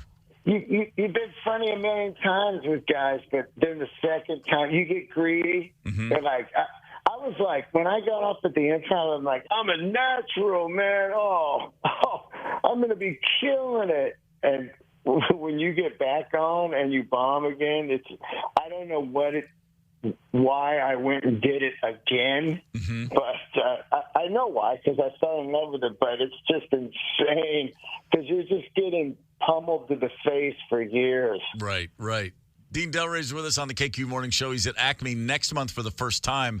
And Dean, the first time I saw you and I were friends for a while before I actually saw you do a set. You were on the road with Bill Burr, and you and Bill are very close. But it seems from where I sit that you've been embraced by some really great comics, and you found yourself in a really supportive community pretty quickly. Well, I think what happened was when I started, there was like a serious hazing at the Comedy Store. Like, look at this guy, man. Who's this guy, this old guy? Mm-hmm. But after a while, when people start to see your work ethic, I started and I never stopped. That was, 2009, December 6th. So when people see your work ethic, they want to help you out. They're like, oh, man, this guy, he wants to do it. And they'll give you tips. If they don't give you tips, you're like just sitting there like, hello? Yeah, right. So I got really lucky, man. And it's just been a wild ride. I mean, I did Madison Square Garden last month. It's like at 58 years old, whatever I am. It's insane to think about. I did the Garden. I've done Red Rocks. I've done all the places I wanted to play as a musician, LA Forum. Yep. That's incredible. Dean, and coming out of a life, you said 25 years as a musician, I've always said the reason movies and TV shows about rock bands never quite hit is because the creators take the people too seriously. If it's not a comedy, it's not real when you're talking about a rock band. Well, it's funny you say that because I felt Almost Famous was the only film ever to get it right. Mm-hmm. And I kept watching that movie going, they're going to take a wrong turn here any minute, and they never did. And to this day, I think that's the only film where you're like, that's what it's like there, Yeah, I mean, I have great reverence for the product, for what the result is. Records mean as much to me, if not more than anything else. But the people who make records it's every band is a clown car. I don't care who, other than the Beatles, because they brought everyone in on the clown car and they were just on stage 24/7 and they made it work. Every other band, I don't care. Like, I love Led Zeppelin. I guarantee if you could be a fly on the wall at some of those sessions, you'd be like, this is comedy gold. These guys are out of their minds. But that's what it takes. Oh, absolutely. You have to be a complete pirate, Mm-hmm. And Pirates of the Caribbean, that thing's hilarious, because it's just, you've got these guys out there, and you have to be fully delusional also. Of course. To do it, You'd never start it otherwise. Yeah, you're like, we're gonna make it, man. And it's like, to have that is, and then quickly you figure out who's the real deal, because you're like, I don't care if we make it. This is incredible, and that's how I took comedy. It's like, I didn't think I was going to be where I'm at now. I just did it because I loved it every day, you know? Dean Delray's with us on the KQ Morning Show. Your podcast, Let There Be Talk, it's huge now, and it's always been good. Did that start initially? I guess I'll just ask, what was the initial thought of what you wanted that to be? It's exactly what it was that I thought about was, okay, I played music 25 years and started doing comedy. Let me interview all my, close musician friends and see if they've ever wanted to do comedy or something else. I'd ask that at the end of the show, you know? Right. So then it snowballed into this massive show that, I've had AC/DC on, their only podcast they've ever done. Mm-hmm. I interviewed Gene Simmons, who, Kiss was the reason I got into music. Right. And everybody, Rob Halford, John Mayer. It's just a wild ride of who's been on board and total dream, Yeah. Oh, it's fantastic. And just before I forget to say congrats, because you and I met, it's almost 10 years ago, I think, when I did that podcast. And so it hit my radar. I've been listening ever since, and I've just watched it grow. Not unlike your comedy career, just slow and steady, shoulder to the wheel every day, and look where that thing is now. It's been awesome to watch it all explode for you. Yeah, thanks, man. Let There Be Talk, 12 years now. Awesome. You can get it anywhere, YouTube, iTunes, everything. Yep. It's so funny to think about podcasts, too. When I started it, it was, two guys having an intimate conversation people could listen to on the headphones on the way to work or whatever. But now everybody's like, it's got to be video, man. It's like, well, now it's just a TV show you're looking for. Yeah, right. I thought you just wanted to listen to something on the treadmill. I don't want to have to, do up my face and edit TV and stuff. It's just another job, but that's what it is now. Now it's video, Yeah, no, that's where it goes. Dean is at the Acme next month. We'll check in again ahead of time. I can't wait to see you, man. I think I told you this once, and it didn't come out right, but I meant it. I was like, I knew you were a great guy, and I knew you were funny, but I didn't know you were funny. Like when I first saw your stand-up set, I was dying, and I was like, because your personality, it's not exactly the same guy. You know what I mean? Like there was a bite and you're just such a pleasant sweetheart of a dude, and then you got on stage, and there was a couple killer moments. And I was like, man, this is awesome. And I was I didn't, it's like sometimes you're surprised by something, but you didn't even realize you had an expectation. But I must have had one. And it was just a delight to recognize, that guy that I really like, I kind of like his comedy better than him. So go figure. Well, I think me on stage is really who I want to be off stage. Yeah. A little more angry and blasting stuff. Yeah. But you can't walk around like that off stage, or just walking around like, yeah, right. The best of the KQ Morning Show on 92 KQRS. Boy, I tell you what, on the KQ Facebook page, we're talking about childhood obsessions that seem a little weird now.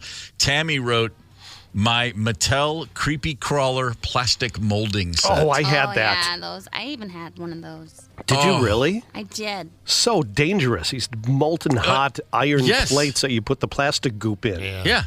And then there's a response from Lori. He says, oh, my God, I loved it. Crazy, dangerously hot, and we were probably all breathing in toxic fumes. There's no probably to that. We were breathing in toxic fumes. It was like a gift bag of histoplasmosis. Every time you would fire one of those things up, it's just I can still smell it. You know what I mean? Creeple people. I had incredible edibles. The same thing. Yeah. You pour the goop in and you make little bugs, and you could eat them. And I'd freak out my next door neighbor all the time. I'd sit on the steps and eat worms. Man, it's like she would just close the door and walk away. In hindsight, it's literally as if Mattel said, here's a Mattel bag of glass. Just broken glass. Give it to your children. What could go wrong? It's totally, completely insane. On the page, buying cereal to get the 45s that were on the box. We talked about the toys in the box. I forgot about occasionally the 45 on the side of the box. Yeah. And it wasn't as hard as like a 45, but it was like a flop. It was like a little light, but you would play it on. You would literally buy a box of cereal, and a record you could play on your turntable would come with it. Kind of warped, but it worked. Yeah. Captain Crunch had one, I remember, and it was him singing, his own song, doing a pop favorite of the time, Beach Baby or something. I don't know what it was, but I do remember. I don't know where I pulled that out of, but I do remember Captain Crunch was on the box. Yeah, the little floppy 45. We had the suitcase 45 player that Grandma gave us, the blue one that you open up, and bang, away you go. That's awesome. Kim wrote Pop Rocks, also known as space dust back in the day. The candy you'd pour in your mouth, and it would... and it always came with the urban legend disclaimer, which is, if you eat Pop Rocks and drink a Coke, your stomach will explode. All right. What about the oral sex Pop Rocks myth? I never did try that one. It's kind of surprising. Please enlighten me. I truly don't. I missed that one. The person takes a mouthful of Pop Rocks and then they, honk the horn, as it were. And it's supposed to create some sort of fantastic sensation. I guess it would work on men and women. So, this is a show that never got around to it. Yeah. We're a show that supports science. We could experiment. We can report on this for the listeners. Well, it's someone's birthday today, and but that means they that's get to exactly pick Live on the air. Gigi, come on. What the heck? I don't. Dogs don't have birthdays. You know what? They do. She was born, and she was perfect when she was born. I thought she was just a gift from heaven, an immaculate conception. Never mind. Buddy on the Facebook page wrote, I'm home now, I'm naked, and thinking about soup. Perfect. Tony, right at you there, naked caller. To me. There it is. Wow. I like it. Did you actually use that one as the naked caller, or was he sort of a... No, he's giving it a clever twist. I didn't venture into soup. You see, that's a reference I'm missing. I just thought it was I thought we played that one for you. I forgot then, clearly. What are we talking about? Can we round that up before the end of the day, or am I putting you on the spot? No, gosh, yeah, I can fire that up. Tony, the prankster, the bit master, through the years, God, they must have piled up. You must have an entire iCloud or whatever full of these things by now. But yeah, he did one. Tony just used to call people up and tell them he was naked and thinking about them. That's some good reactions. Yeah, he did. You did this. Wait, was this on your own time or on the air? No, this was for the show. Oh, It okay. eventually ended up on the air. Why do I have a feeling before I'm radio home, interview? I'm naked, and I'm thinking about you? I got it right here. Oh, come on. Is No this a good way. time to Let's hear it. play it? Yeah, lay it on me. All right. Kidding. I need some Tony Lee education. Hi, I was in your store. I'm home now, and I'm naked, and I'm thinking about you. You're what? I'm completely nude, and I'm thinking about you. I've been thinking about you too. Hi, I was in your store. I'm home now. I'm naked, and I'm thinking about you. So, pal, what kind of other problems do you have? Hello? Hi, I was in your store earlier, Yes. and I'm home now. I'm naked, and I'm thinking about you. For what? I'm completely nude. So what should I do? Should I start up thinking about you too? Sorry for that. Don't say like that, okay? I'm home now. About a I'm minute and a naked, half. And I'm thinking about you. What do you want to from me? I'm completely nude. Huh? I'm completely nude. You. I'm home now. I'm completely nude, and I'm thinking about you. Can I call you back? Yeah, I was in your store. Uh-huh. I'm home now. Okay. I'm naked, and I'm thinking about you. I'm nude. Well, that's pretty.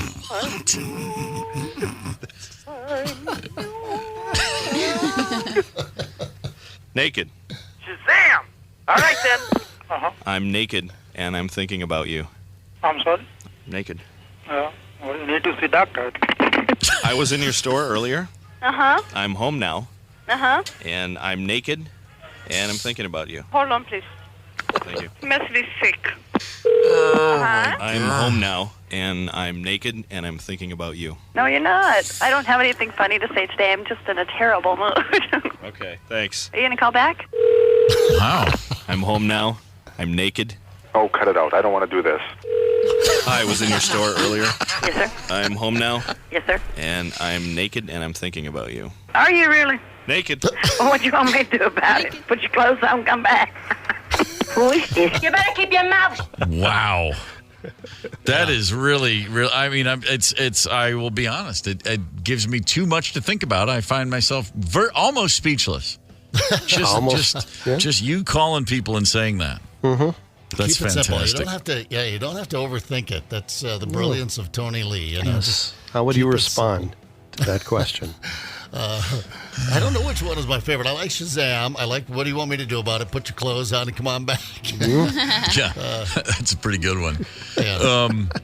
Wow, that's Where do you go from there? It's the KQ Morning Show.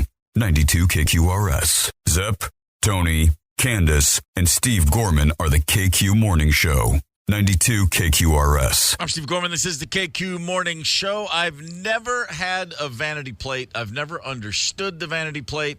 I will never, ever have one for really one overwhelming, overarching, predominant reason. And that's because if I cut someone off or if I drive like an idiot, I don't want anybody around me to absolutely then know it is me the next time they see me. Right. Yeah. When you get into a normal life, as we all do, you get a job. You're driving the same thing every day. You're driving home the same way every day. I notice, like when I would take the kids to school, you see a lot of the same cars, which makes sense. The same people are getting out at the same time every day. And I would recognize cars without the vanity plate. I would actually just recognize the regular license plate. Not consciously, but you would be like, oh, I know I've seen that car before. Or a bumper sticker certainly does that. There's a car in this neighborhood right near KQ. I've seen it several times, and it's a bumper sticker that says it just basically it's a slur, but it says only I can't even remember. It's something about the only kind of cop that would ever pull me over for speeding must be a. It's something only a fag would pull me over. It's something weird like that. But I've seen it a few times, and I'm like, wow, that's quite a commitment. Because now I see that car. It's always like the same guy. It could just be someone who's got a weird sense of humor, but I just assume you're a douchebag driving that car. I didn't want people to assume I was a douchebag because if I cut you off in traffic, the next time you see that kind of car, I don't want you to know it's me. Right. Whereas the vanity plate, forget it. If you have a vanity plate, you're just marked. You're going to hear about it. How many people are you pissing off out there? I don't know. Maybe I'm overthinking it. No, I mean, I don't know. It's just not my thing, But I did see one. First of all, there was a Zepp man, Zeppman, that was cruising around, right? I would see it all the time. Your biggest fan. He's the only cool guy with a vanity plate. Yeah, right. And it has nothing to do with me. But I did see one once. It was blood. Blood. The whole word just blood. Wow. And I thought, okay, that's kind of cool. I kind of like that one. I mean, I'm hoping it's like a doctor and wasn't some psycho. But, I just never got into it. And then just trying to come up with something clever by the time you come up with it and say it in your head a couple of times, it suddenly doesn't sound so clever. I think it would be awkward, too. I imagine being at the DMV and filling out the form, like, I'd like to get a vanity plate, please. And I immediately assume the person behind the counter is like, oh, this will be good. Like, you're just and I know the person doing it couldn't possibly care less, but in my mind, they would just be like, let's see what this douchebag comes up with. I would like ointment one. Ointment, yes. We got to get one of those words on there. Crevice or moist or secretion. I forget what some of the other ones were. Jeez. By the way, I just way too late for this, but just on the fly, I know we've got a caller. Just sent Minnesota's rejected license plates for 2023. Just sent that over. Oh, really? Okay, well then we got plenty to get into. Candace, we have a caller right now. Mary from Excelsior. Mary, good morning. Good morning. What have you got for us? So my brother, while water skiing, had his thumb pulled off. What? So he had one that said one thumb. He deserved doing that one. That was cool. He was that's a big old tough carpenter. Okay. He gets a high 4 for that one. Okay, hold on. Your brother was water skiing and he lost a thumb? Yes. Ouch. Good Got Lord. yanked. It got pulled off. Yeah, the rope got wrapped around it, right? Yeah. Tow rope? Yeah. And so did he then have a prosthetic, like an attachable and detachable thumb? Nah, he was a big carpenter. He didn't give a shit. He just. Oh, sorry. That's quite all right. All right. No need to apologize for being fantastic. That is wow. That's amazing. Because I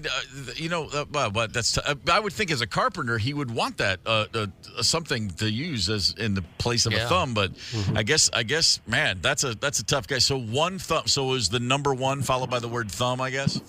Yes, it's pretty cool. That is very cool. Thank you for the call.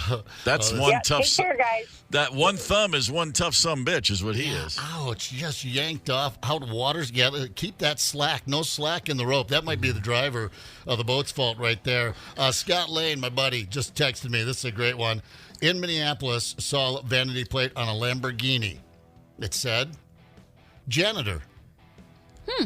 On a Lamborghini. I like it. Yeah, I like it. I like it.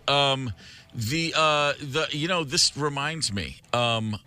The Louisville Cardinals basketball team in 1980 were the NCAA champs. Darryl Griffith, the Doctors of Dunk. Oh, yeah. If you remember that. Sure. Power forward Wiley Brown on that national championship team did not have a thumb on one hand. He had a thumb that he would attach for games. Yeah, a guy without a thumb on his hand playing basketball, Wiley Brown. Snap it on? I haven't thought about Wiley Brown in 40 years. Wow. Why do I remember that? What is wrong with me? Candace, do we have another caller? Yes. What do we got here? Aaron from Edina. Aaron, what's up? Hey, man, I just wanted to say I'm pretty sure Zeppman is actually a rep for the chemical company. Oh, well, it's got two P's, though. Zeppman, right, Candace? Didn't it have the two P's? I don't know. And I don't know now. Yeah, I Wow. think maybe it is a rep for Zeppman. I know people will bring, in relation to the chemical company? I wish. Oh, there's only one T because I posted in 2018 on my way to see Robert Plant. I was driving behind him. I stand corrected, as usual. Spaceman. Well, there could be. Well, that takes a lot of the fun out of it. Wow. He's just pimping chemicals. Yeah, I'm a wet blanket. No. That's I'm glad to be corrected out there. He's out there going, I hate Led Zeppelin. Why are they saying this on the radio? Of course, they wouldn't be listening to KQ, but. Well, Candace, you were on your way to see Robert. Sorry, I'm cutting you off, Aaron. Candace, you were driving to Robert Plant when you saw the Zeppman license plate? Yeah, I'm gonna great. I'll repost it in the KQ Facebook, Yeah, but it was magical. I think he does love. I posted though, and I think he did reach out to us, and I think he does love Led Zeppelin too. So and chemicals. I would hope. Yeah. There was a mom at our kid's school who drove a big SUV, and she had a license plate. I was behind it at school one day, and I laughed, and I was like, "That must just be random," and it was EM50.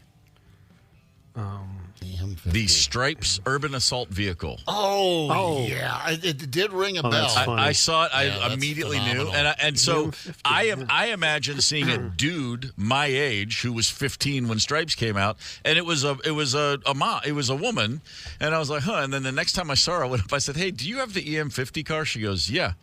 And I go, that's your license plate? And she goes, yeah, why? I go, well, I just saw the plate, and urban assault vehicle. And she goes, you're the first person that's ever known what that was. That's cool. And I go, she goes, it's my favorite movie of all time. And I was like, wow. And she's like an attorney, dressed like in a business suit. I was like, I did not see that coming at all. Very cool. That's awesome. Just a big Stripes fan. There's a person I knew in the industry who her license plate said on air. Really? There, yeah. You said something about the guy in the Ferrari or who had the janitor plate or Lamborghini. Janitor. I remember seeing an article about Michael Jordan in like Sports Illustrated, and he had a Ferrari, and the license plate was MJ, and I was like, really? You need that? You just like anyone in Chicago doesn't recognize that. First they see the car, and then they're like, no one sees a Ferrari in 1991 in Chicago and goes, that guy looks like Jordan. Do you think it's him? Right. Yeah. It's like no. Everybody knows who you are, dude. Yeah, well, Abe Roman, the Sausage King. That's exactly right. Here's one that I love that was not allowed, not surprisingly, in Minnesota in the last year. FKN DER. FKN Deer. Oh, okay. Yeah. F and Deer. Oh, Should I be like on a it. car. Yeah, that person's hit one or two, I think, probably. I imagine so. There's a few that were. There's a whole list of these that didn't make it through. Boink. Here's the words. Back to words we don't like. Boink. This is one from British Columbia. Hogasm. Hogasm. Someone wanted that on their plate. See, that's the guy. I want to be the DMV employee who's like, you got your form filled out, sir? Let me take a look at that. That's just to clarify, that's Hogasm. Maybe it was a pig farmer. Could have been. Hogasm. Hogasm. Hogasm. Could have. Hogasm, yeah. As hoggy as I want to be. You have a text, Tony? Yeah, it says if one gets a vanity plate, it has to be something funny. Don't be douchey like the one I've seen before. Too hot for you. Pulled up beside them at a light, and they were nothing special. I mean, I kind of want to just go get a rental car and ram into them and pay the deductible and be done with it. Yeah. Minnesota state officials were also not persuaded by another driver's argument that G-Spot was a road-appropriate reference to an auto shop specializing in customizing GMC trucks. Wow. Reach in there. G-Spot. No. How about this one was rejected? YSOFCR. Like, yes, officer. Well, that's funny. What's wrong with that one? I don't know. Any reference to anything, please. Maybe they. 651-989 Rock is the talk and text line. If you want to share a thought with us, feel free to call and or text. By the way, I almost forgot. The follow-up to the Michael Jordan vanity plate story was a couple years later. There was an article on Scottie Pippen, and you can look these up. I'm not making this up. He also had a Ferrari or a Lamborghini, and Scottie Pippen's license plate was DA space PIP. DePip. I was like, oh my God, we know it's you. Two of the most. There's no mistaking either of those gentlemen. Like, they both have such a unique look, and they're iconic, especially Jordan, but even Pippen in his own way. And it's always like, nah, God, dude, we know that's you. Anyway, Candace, we have another call. Yes or no? Yes, we have DK from Bethel. DK, what's up? Hey, how you doing? Great. What do you got for us? Perfect. Well, I had two of them. The first one is absolutely hilarious. Right after the Two Live Crew album came out, they had a song called LGBNAF, if any of you guys know that. And it's Let's Get Buck Naked and F. Right. So I shortly after saw that license plate, I swear to you, on 494, I was DJing at Alligators nightclub. I pulled out. I was like, you gotta be kidding me. They blew that one by somebody. Yeah, they did. Yeah, then the other one, I was doing security and stuff too, and I've always considered myself an okay-looking guy. This may sound like I'm cocky that way, but not. But I was getting ready to go to work one night, cummerbund, tuxedo tie, and everything, and I told my girlfriend at the time, which is now my wife, I said, I look way hot. So she got me those plates for my Corvette back then. Well, shortly after, I was driving down 694 and thinking, my plates are pretty cool, but people probably think I'm kind of arrogant, blah, blah, blah. Here's this gorgeous Corvette coming up in my rearview mirror, and this young lady passes me, and her plates were BLUIS, Blue Eyes. Oh, sorry, I was going somewhere else there for a second. And I went, she's beautiful. Me and my plates, we just suck. That's all. Hey, you worked at DK. Were you DJing at Alligators back in the late 90s? Absolutely. I was their house DJ for about 15 years down there. I'm over on another country radio station in the cities now, just doing evenings. Gotcha. Well, you and I may have been in the same club at the same time. I might have been there. I used to do some gigs at Alligators, but that brings back. Is it still there, Alligators? No, they had new ownership, and they ran it, I want to say, 5-6 years, and then it eventually turned into a daycare. Oh, well, it kind of was at the time, too. All right, DK, thanks, man. Appreciate that, DK. One more quick one, Candace. Who we got? Let's see. Steve. How do you spell that? Steve from Inver Grove Heights. Hey, Steve. How are you, brother? Good. Yeah, my buddy had one. He had cancer, and he lost a nut. So he got a custom plate that said number one, not left. And everybody laughed. Everybody who knew him loved it. Oh, man. So, that's great. That's Sorry about my voice. I'm recovering from COVID, but anyway. Oh, man, still better. out there. All right. No, yeah, feel right better. I am. All right. Well, thank you for the call. We appreciate it. If we ever see one nut left, we'll thank you, brother. I mean, it's your All friend. We right, know it's thank not you. you. It's your buddy, but I'm just saying. Thanks for the call. Yeah. The best of the KQ Morning Show on 92 KQRS. How about this? A 30-pound bucket of mayonnaise. Oh, Just all right. saying that makes me want to throw up. Yeah. I got no time for mayo. Mayonnaise. I mean, it's got to be refrigerated. How do you get a 30-pound bucket of mayo in the fridge? I got no time for mayonnaise ever. What? No. I hate love mayonnaise. mayo. Oh, Hate it. Hellman's, you guys mayo are haters. crazy. Oh, yeah. Well, they're delicate, Candace. I can have it in thing like tuna salad. Like, okay, you need something to get that tuna together. But then the first time someone gave me a tuna salad sandwich that was made with like yogurt instead of mayonnaise, I was like, well, this is way better. It's gross, but it's better than mayonnaise. Yeah, no, not a big yogurt guy. But I mean, my sister used to take the mayo out of, but it wasn't mayo. It's the Miracle Whip, the sweeter mayo. The tangy zip? Yeah, by the spoon, right out of the jar. Oh, I was at a buffet as a kid, and I thought it was Cool Whip, and I took this gigantic spoonful, and it was mayo. Now I could never touch it since. I would rather. I'd just as soon do a spoonful of Crisco than a spoonful of mayonnaise. It would just make me ill. Yeah. My grandfather used to do the Crisco sugar sandwiches. That was his old holdover from the Depression, right? He'd put which is just frosting, really. But I'd rather just go with frosting, Gramps. No, try it. It's really good. We'd be out fishing. Try the. Yeah. No, I'm good off of the apple. I like thinking it's Cool Whip and it's actually, it's actually mayonnaise. Yeah. It just reminded me one day, just a total non sequitur, walking home from the pool as a kid and cutting across the golf course as you do. And my brother saw what he thought was a styrofoam cup upside down, like a white styrofoam cup, just it was on its top. And so he ran up to kick it, as you do.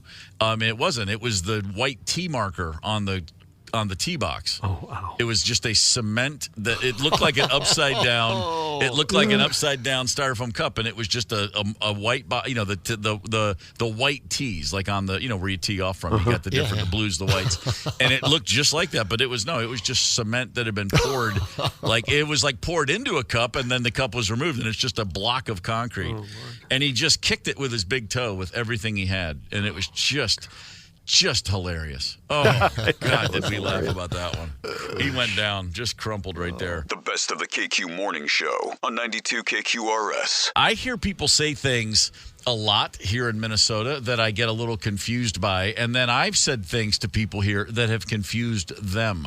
I say on occasion, I don't think of myself. Now, I've lived in the South more years of my life than I haven't, but because I was born in Michigan and then from there went to Baltimore before hitting Kentucky, I think of myself as a Southerner by choice for the most of my life, but not a Southerner, if you know what I'm saying. Sure.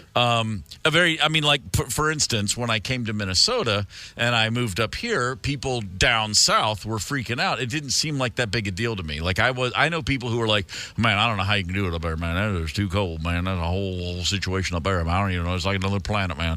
And yeah, I guess it is, but I don't know. It felt totally normal to me. I've felt at home since I got here.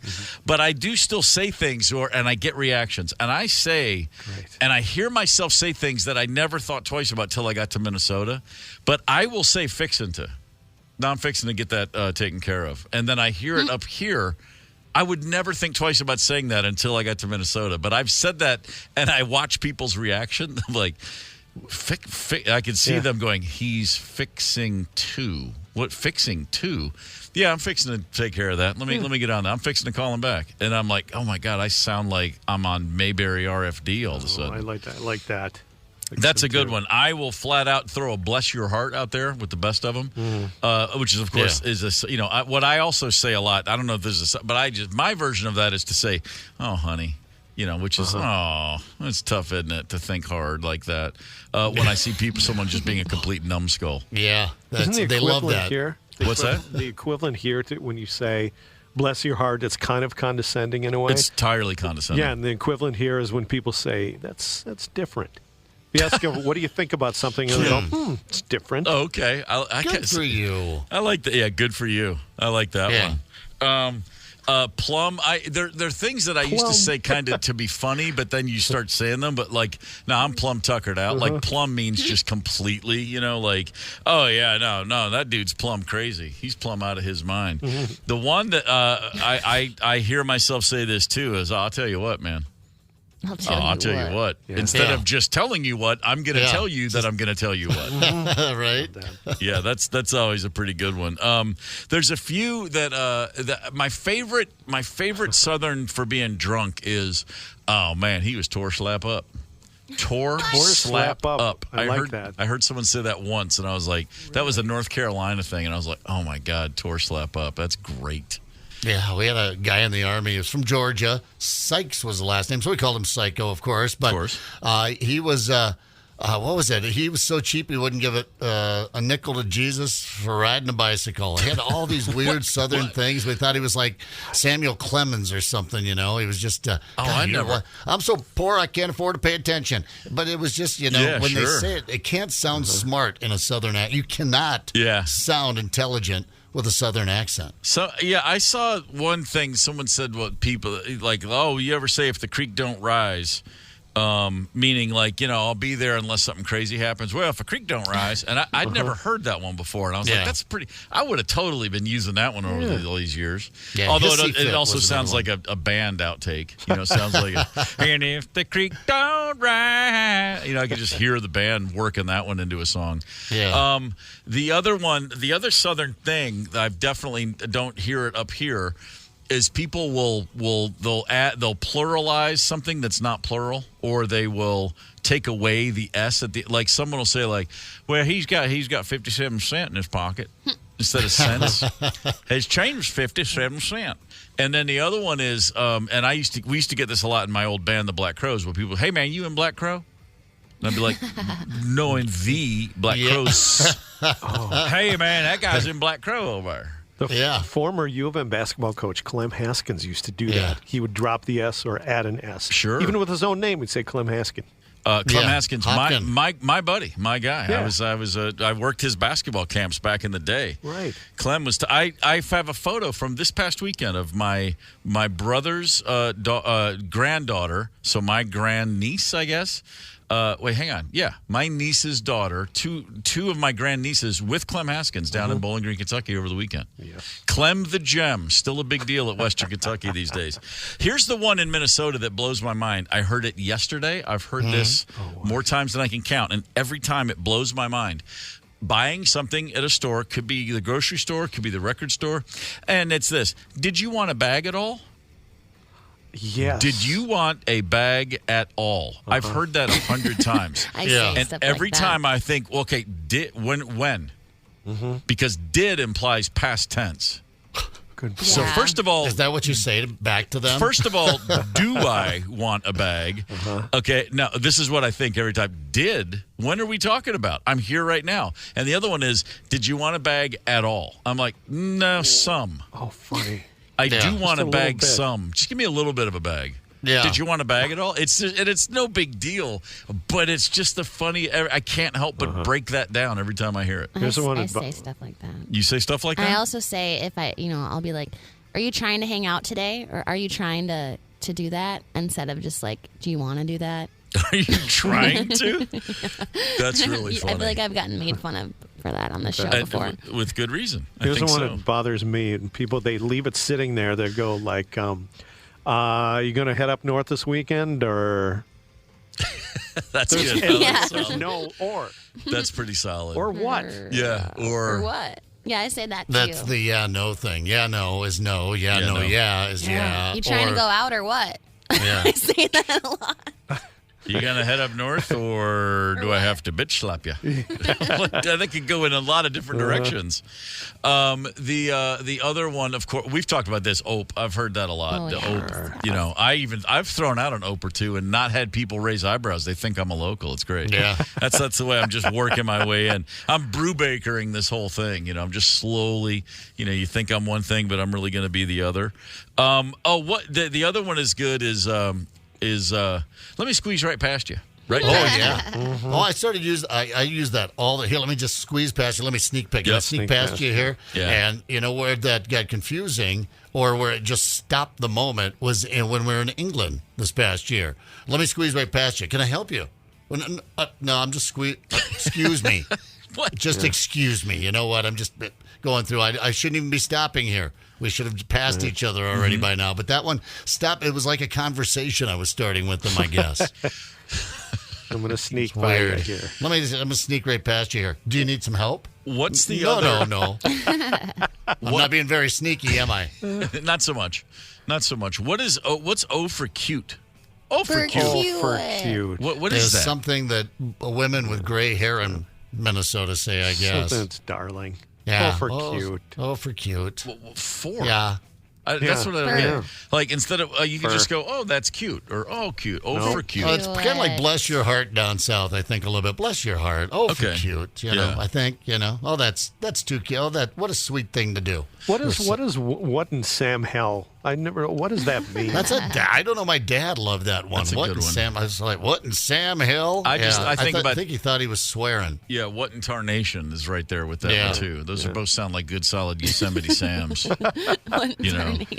Well, yeah, heck yeah. Who licked the red off your candy? I just saw that on a list of Southern sayings. Hold on, what? Who licked the red off your candy? No, that's a new one to me. That's pretty strong, though. I don't like that at all.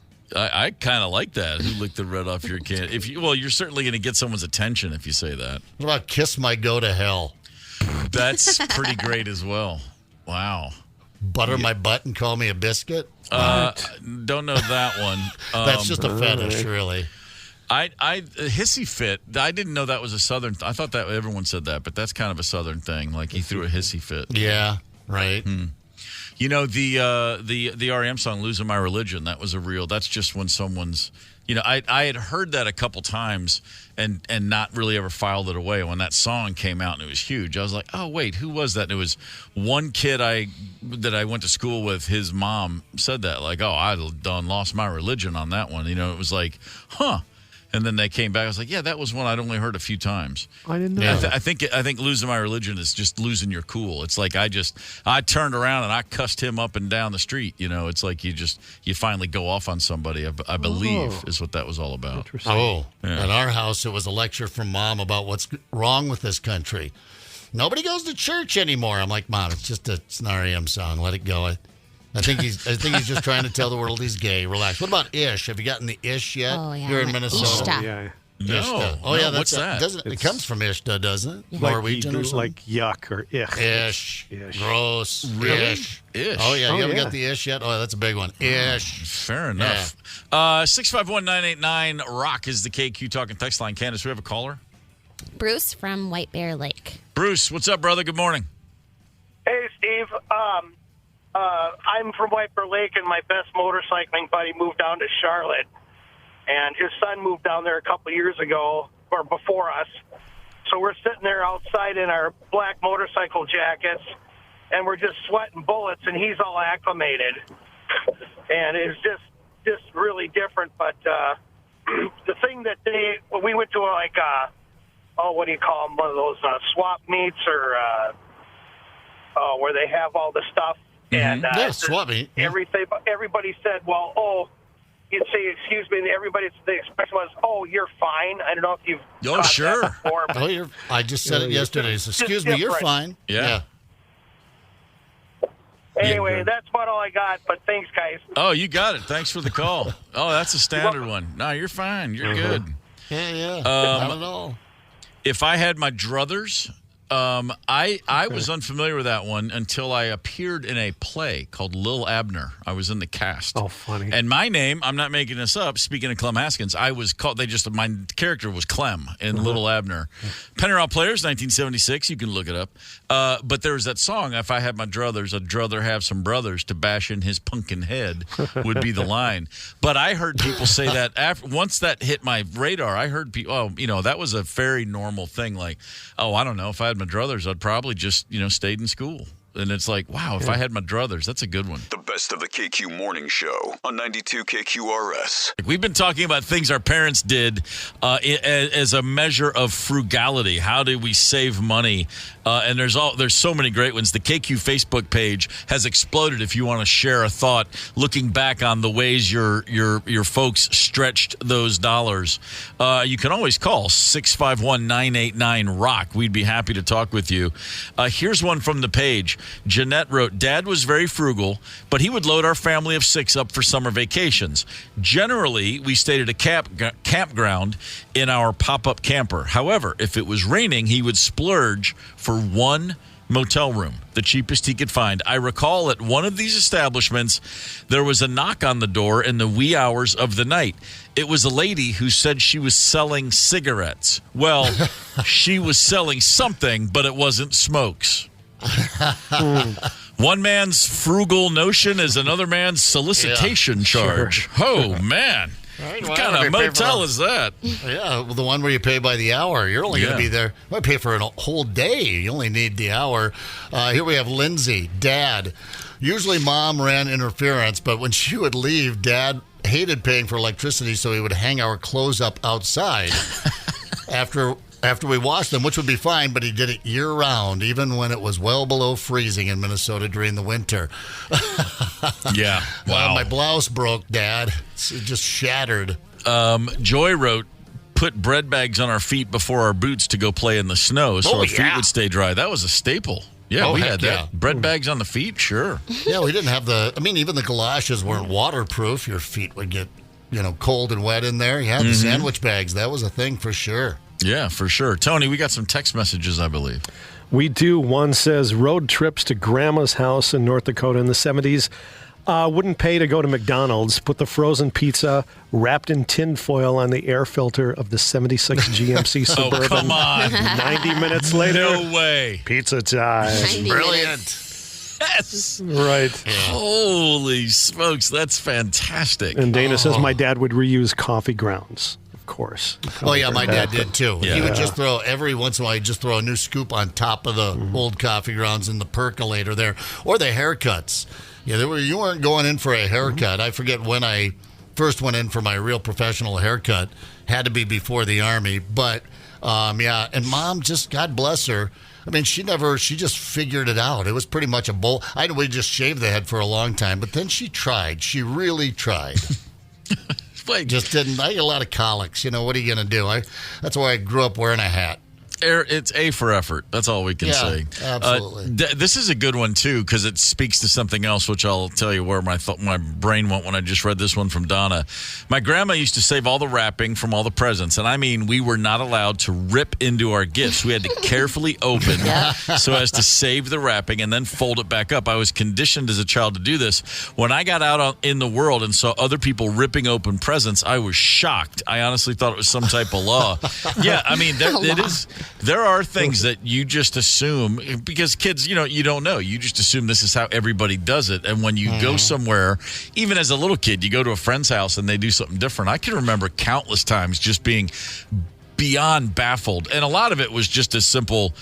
I'm one of 8, and I'd go to a buddy's house who was an only child or one of 2. And just the general... just literally everything about their life did not add up in my head. I was like, wait, you just walk in and get whatever you want from the refrigerator? Like, you don't have to clear that with somebody? Like, you just took 4 slices of Velveeta? What in the world? Oh, yeah. Holy smokes. I remember doing a sleepover, and my friend just piled his plate full of food. I'm like, wow, man, you're going to have trouble. You're going to have a hard time finishing that. And he didn't. Only like half of it, and we got to leave the table. I'm like, what? Yeah. I mean, you had to, every morsel on your plate, and then if you didn't take enough lima beans, Dad would say, well, now take a spoonful, or I'll put them on your plate for you. Yeah, that's a really, I had that exact same situation. And in fact, I was still that way, like in my late teens and even early 20s, I'd be with somebody, go get lunch, and they'd have like half their sandwich, and I'd be like, what? You just ordered a Subway, you ate half of it. Yeah, I didn't like it. I'm like, didn't like it? So what? Yeah, right. What are you going to do when you get hungry again? You're going to want that. And of course, I had friends who'd look at me like I was nuts. But it's like, yeah, what are you talking about? You didn't like it. I didn't realize that was kind of the part of the process. If you've ordered it, you got to eat it, right? My Uncle Larry, one of my favorite stories from my cousins, they said my cousin took his dad, my uncle, to an Indian buffet. My uncle had never had Indian food. And this is like in the 90s. And he sat down with his plate, and they're eating, and Larry gets up and goes and gets a second plate from the buffet, and he sits down, and my cousin goes, "Dad, I guess you really liked it." And he goes, "No, not so much." And he goes, "Why'd you get another plate?" And he goes, "This is what I do." It's an all-you-can-eat buffet. I'm not going to only get one plate of food. Yeah, And right. he goes, "But you don't like it?" And he goes, No, it's not. I don't think this is very good at all. But my dollar's worth. Got to get that second plate, whether you like it or not. Yeah, I guess it's all paid for. How about Sandy's mom, who put strict rations on toilet paper, 1 square per? Oh, that was never an option. Yeah, no. I wouldn't get much done with 1 square. What? I mean, if you're a really healthy family, you can start. If you just know people are getting up and taking care of business, boom. But that wouldn't have gone well in the Gorman household. I can tell you that. No way. I relate to Brenda's the most on the KQ Facebook page. Her and her siblings were under 13 for a long time wherever they went. Sure. I was like under 13 until I was 18, I swear. Yeah. I got once with Taylor, and she busted me because the lady went, "Oh, you're so cute. How old are you?" And Taylor goes, "Well, my dad said I'm supposed to say." I'm no. But the lady was sweet. She let us in. She let her in free anyway. I remember going to a movie. It was under 12 was the limit for the cheap kids ticket if you were 12 or older. Yeah. And I went to a movie. It was on my 11th birthday, as it turned out. And the guy goes, "I think you're over 12." And I was like, I just turned 11 today. And he was like, "Oh yeah." And I had to. And my mom was just dropping us off, like she was going to do some stuff in the mall. And I had to go out and flag her down in the parking lot and say, "Come back in here and vouch for me," because the guy wanted me. I had $225 and he wanted to charge me $375 or whatever it was. And she was like, "This is his 11th birthday." And mom coming in and giving that, the guy had to back down. Yeah. But I actually felt really cool about it. I was like, holy crap, I'm just now turning 11 and this guy thinks I'm 12. I'm going to have a girlfriend soon and a mustache. I didn't have either for quite a long time, as it turned out. The best of the KQ Morning Show on 92 KQRS. Check this out. A movie theater down in Florida. Some people told management after they go in, get your popcorn, get your Coke, sit down, watch a feature film. You enjoy yourself. And afterwards, they're coming through the lobby and they're going, "Hey, I think there might have been a bat flying around the theater. I don't know. I just saw something that looked kind of like a bat." And the manager's like, "Nah, that's not possible." A few separate reports come filtering in. They are looking for bats in this theater. Can't seem to find anything. And then someone comes in and says, "No, these are actually just birds. We have seen them. We're going to deal with it." They call in exterminators. Rather than closing down the theater to have the birds removed, the theater remained open for a few more days. More and more visitors kept saying, "No, listen, there's something flying around, and it's not a bird. I know what a bat looks like. These are bats." Guess what? It was indeed bats. They turned on all the lights. They got brooms. They found the bats in there. The Florida Department of Health is looking into this situation. No knowledge at all of any of these bats being rabid, of course, but they want everybody who's been in this theater lately to just be kind of aware of this fact. Have you ever come across a bat in real life? Oh, we had them in the house. Yeah, had him in the house? Had to go after one time, and my dad, just in typical fashion, we got, like some tennis rackets. And as a joke, I'm like, maybe I should put on my football helmet. And he goes, "That's a great idea." That wasn't good. I mean, always supportive. Such a supportive dad. I love bats, man. You do? Well, I would think you would. You ever bitten the head off a bat? No, but I was I've always been obsessed with bats because I thought they were flying around outside all the time when I would play outside, in the neighborhood. But then someone told me recently that they're not bats; they're flying squirrels. No. Oh, that's even creepier. Those sons of... Don't get me started on flying squirrels. Well, bats, Hold on. Flying squirrels don't actually fly. They just jump and glide. Yeah. Well, they look like bats. They go from one spot to another, but they don't switch. They don't switch direction mid-flight and go to another tree. They're just able to glide. Expert on flying if squirrels. you're busting it, I don't think you're seeing flying squirrels. That's what I'm saying. Right, and bats. They're bats. I mean, they have that creepy flap too. It's not like an elegant bird flap. No. Here in the Midwest, we have the We have the fruit bats, and actually they're they're great for the ecosystem, much like the snakes. They eat bugs. Yeah, Sure. But they Yeah. get inside all the time. They're little creepers, and they like to get in there. But I remember getting the call. I think there was 10 women living in what they called the beehive in Mankato, down there, Mankato State, where my daughter went. There was a bat, and it was funny because I said, all right, I'll come down after work tomorrow. When I showed up, there were 2 other dads arriving at the same time, and we're all getting out with things like brooms, I had a shovel, and there was a tennis racket, which it turns out you don't find those tennis rackets as much anymore, but that's the bat machine right there. That's the bat batter. That gets the job done, the tennis racket.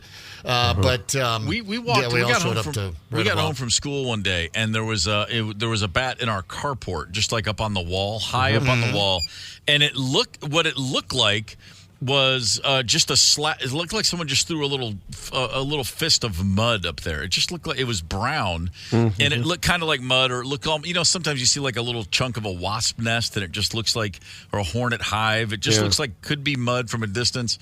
And I was looking at it, and I'm telling my brother, I'm like, hey, man, I think that's a bat. He's like, nah, that's not a bat. And I'm like, man, I think it is. And it was just because it was just up there, crumpled up like a little ball.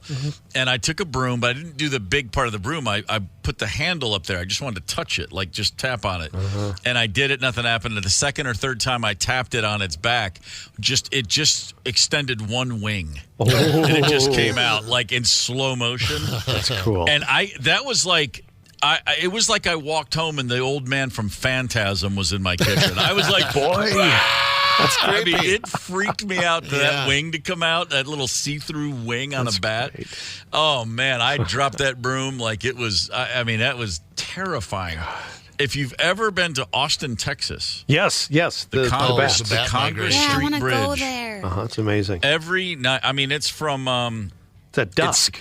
It's at dusk, and it's like, March to November or something. The Congress Street Bridge, that's a main drag right from downtown. There are 1.5 million bats under that bridge is the estimate. That's crazy. And right around dusk, you start to see them, and you're like, when you see 100 bats, you're like, oh, my God, there they are. That's so many bats. And then it's like, oh, no, they're still coming. And then before you know it, it's hundreds of thousands come out. Yeah. It goes on for minute after minute after minute. Amazing.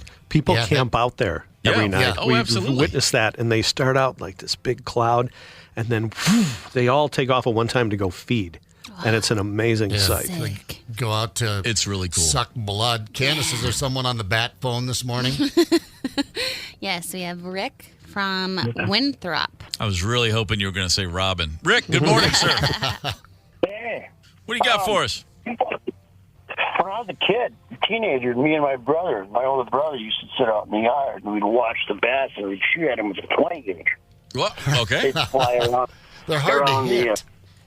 What's that? They're hard to hit because they move in that jagged pattern. They are hard to hit, but you wait till they get fairly close to the yard light. Okay. And then you can blast them, but the old man could never figure out why the yard light bulb was going to break. He told him it was a power surge.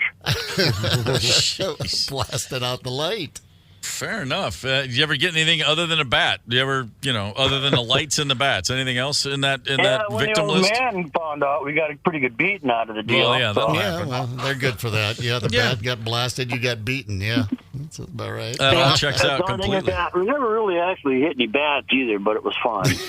Well, that's that's the perfect story, isn't it? Yeah, we used to shoot at the bats all the time. Did you get one? No, God, no. No, but you got the yard light. Yeah, that's awesome. Thanks for the call, Rick. Because think about being a bat. You're up there flying blind. You're just responding to your sonar. You're just every little possible little beep, beep, beep. You got to change direction. I mean, they look like drunk drivers up there flying around. Yeah, crazy. I stepped on one by accident in a ramp downtown Minneapolis. A live one? Yeah, I just stepped on it, and I swear it looked up and it went, ay, ay, ay, ay, ay, ay, ay, ay. Still haunts me. A chihuahua. If a 100-pound animal stepped on you, you'd make that same noise. Guaranteed. It'd sound a lot like that. Yeah. Wow, that's wild. Yeah, we don't have them in abundance in the Midwest. I mean, you talked about the ones down in Austin. Now, are those just harmless bats? Do we have any bats that, not like some of those Eastern European bats, the vampire bats, which exist, by the way. Actually, I think they're in Africa. But I think our bats here in the United States are fairly harmless, right? No, the bats in Austin are, a lot of them are songwriters. It's funny. No, Candace, do we have another caller? Yes, Kathy from Brooklyn Park. Kathy, good morning. Hello, Kathy. What have you got for us this morning? Oh, I have a nice bat story. When I was actually driving down the freeway and had a coworker following me, I drove by a van and I thought something had flew out his window. And as I'm driving, I look in my rearview mirror and I have a bat on my back window staring at me. Nice. It looked like he was staring at me, and so I just freaked out. I didn't know what to do and pulled over. And on the freeway, my friend behind me was wondering what the heck, and I got out without grabbing anything and went and told her I had a bat in my back window. But I think it was the bat that flew from somewhere to my back window instead of that flying out of somebody's van. Right. That's scooting them out. That's kind of scary. A lot of things you want to see on a highway. A bat in your window is not one of them. Right. Well, you kept it between the lines. You did your job. Well done. I did. Could have been a rough one. Thanks for the call. I just looked up the Congress Avenue Bridge that we're talking about in Austin, Texas. It takes about 45 minutes for all the bat at night. It's a 45-minute bat parade. 40 minutes? That's amazing. I'm telling you, it's Holy crap. hundreds of thousands of bats. It's because when they first start, the first 10 minutes, you've seen hundreds and hundreds, and you've never seen that many bats, so it feels like a lot. And then all of a sudden, it just multiplies, and then it's like 1,000 per minute, and then 10,000. You're like, whoa, whoa, whoa, whoa, whoa! Like, it's amazing. And they're just migrating. I've been to Austin a few times. This isn't a year-round thing. They're just migrating through to wherever. they're this going is to where feed. they live. They come. They go. They're Oh, going really? out. They're just going I out for the never saw night. them. Every night. Yeah, I it's guess I every was night getting from drunk like down on the it's the main like drag down there. March through November. Like they're not there in the dead of winter, but most of the year, it's every night at dusk. Here they just are like, let's go, kids, let's go. Wake up, Mike, Michael. Let's go. You can hear the bat families just bitching like, again? There are only so many bugs I can eat, Dad. Oh, no, you think that. No, we're going. You get under that bridge. Surprised there's a damn bug anywhere to be found around there. But, I do miss the old, that sweet call of the ferret bat. I believe they finally went extinct. You don't hear about the ferret bats anymore, but that was a fun bat. The best of the KQ Morning Show on 92 KQRS. Things we eat and drink. Your house, I grew up in a milk house. And when I say milk house, I mean, as an adult, I started looking back and wondering, were my parents getting paid by the milk industry? Were they sleeper agents? Because, I don't think I drank a glass of water until I was 20. Every meal, every day, whole milk. When I was in middle school, and this wasn't with all 8 kids in the house. This was 4 of us. There were 3 Gorman boys and a foreign exchange student to make the 4th boy. Because, of course, we always had foreign exchange students because why only have 8 kids in the house? Better bring an extra one around every other year. I had 2 brothers and a French brother, and my mom bought 12 half gallons of whole milk twice a week. Oh, my gosh. Twice a week. She bought the cart, 9 half gallons in the milk crate with 3 extras twice a week. That's how much milk we're drinking. Playing hoops? How about a big tumbler of milk? If you're cutting the grass, it's 100 degrees. How about some milk, son? Can't sleep? Well, maybe you just need to have a glass of milk. Yeah, that was it. I mean, it was.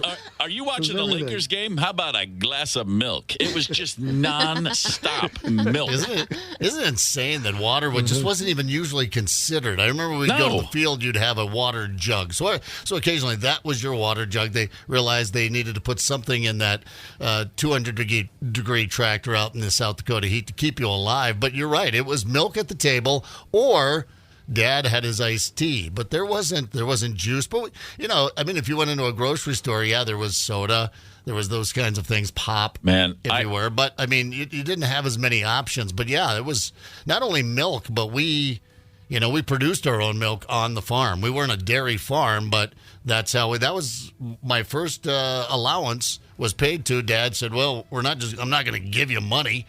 But I'm like, well, how about the 16 hours of work I do every day on the farm? Could you give me a pittance there? But no, we bought a couple of goats. We milked the goats. We sold the milk to Mom and Dad. But it was, milk. And you had to drink it. You had to drink it. Oh, or else it would go bad. Dumping milk was a sin.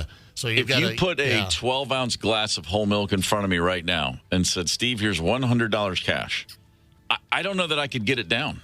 I can't remember the last time I drank whole milk beyond putting a little bit in a cup of coffee, and that's a rarity. But the last time I tried to drink milk, I was at one of my brother's houses, and I was like, man, I haven't had milk in so long, and I got like 3 ounces, and I was like, oh, my God. It just felt like I was drinking lard. I mean, I couldn't even. I was like, oh, no.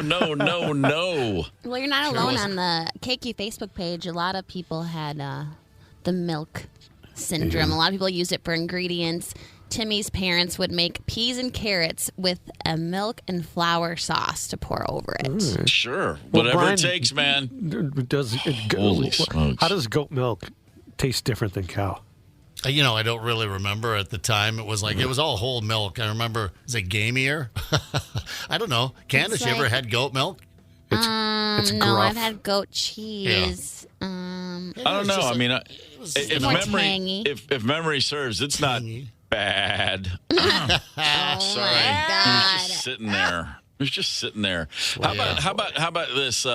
When I was young and my dad was a single parent, he'd try to have fancy dinners for my sister and me. His go-to appetizer was a slice of bologna covered in peanut butter, then rolled up into a log.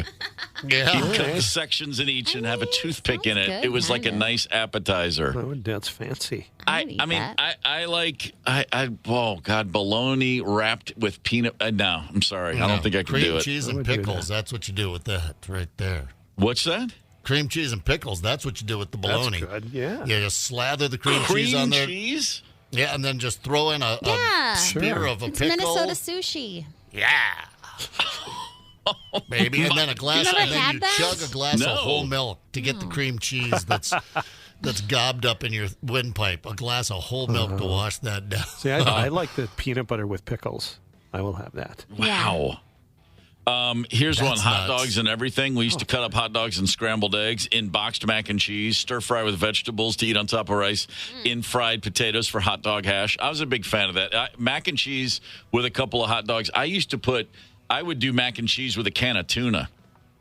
Anything to beef in there. This is like, teens, early 20s, just trying to stretch that dollar. Instant Spud Flakes, when I discovered those, I was like, wait, you have instant mashed potatoes and you have gravy in a jar for 39 cents? I'm done. Just mashed potatoes and gravy for days on end. It was awesome. I was like in heaven. instant potatoes a lot. I just did it yesterday. Went with the garlic mashed potatoes instead of the cheddar or the buttermilk. I got to get the on garlic that. yesterday. It's been a while. You whip it up. It's quicker than ramen noodles, and it's so tasty. You want to talk about weird things you ate as a kid. Since we're not up in the Northeast there in the Dutch country of Pennsylvania where I was born, and most of the Zeps are from, we brought it out to South Dakota with us. No one eats this stuff, and you've got to Google scrapple. And scrapple. We'd now the Minnesota scrapple here. I don't know what that is. Just a nice bread or something. But scrapple is made by you. We would slaughter the hog. We had a couple of families would slaughter a hog, and everything that's left over, the head, the heart, the liver, the trimmings, the bones, and everything else, you put into a big, huge, kettle, and you cooked it up all day. And I remember them just dumping big bags of flour in there, and you come out with a meaty bread called scrapple, and we ate it with everything: breakfast, lunch. It was our spam, I guess. I dated a girl from whose family was from Philadelphia, and they were like, scrapple, and I was like, what is scrapple? I'll try anything. And boy, did I regret that. Not happy at all with my my one and only Scrapple excursion. Your mush of pork scraps and wheat flour just didn't really spark it off for you. Did not do that for me at all. It was pretty rough. My one last instant Spud Flakes. And as far as I knew, I invented this one. And this is when you were just having one meal a day. But if you whipped up a pan of instant mashed potatoes and then topped it with a can of chunky soup, whatever flavor you prefer, like a sirloin burger can of chunky soup, you were done for 48 hours. You did not need to eat again. That was good living. That's hearty. Get the KQ Morning Show podcast wherever you listen. 92 KQRS.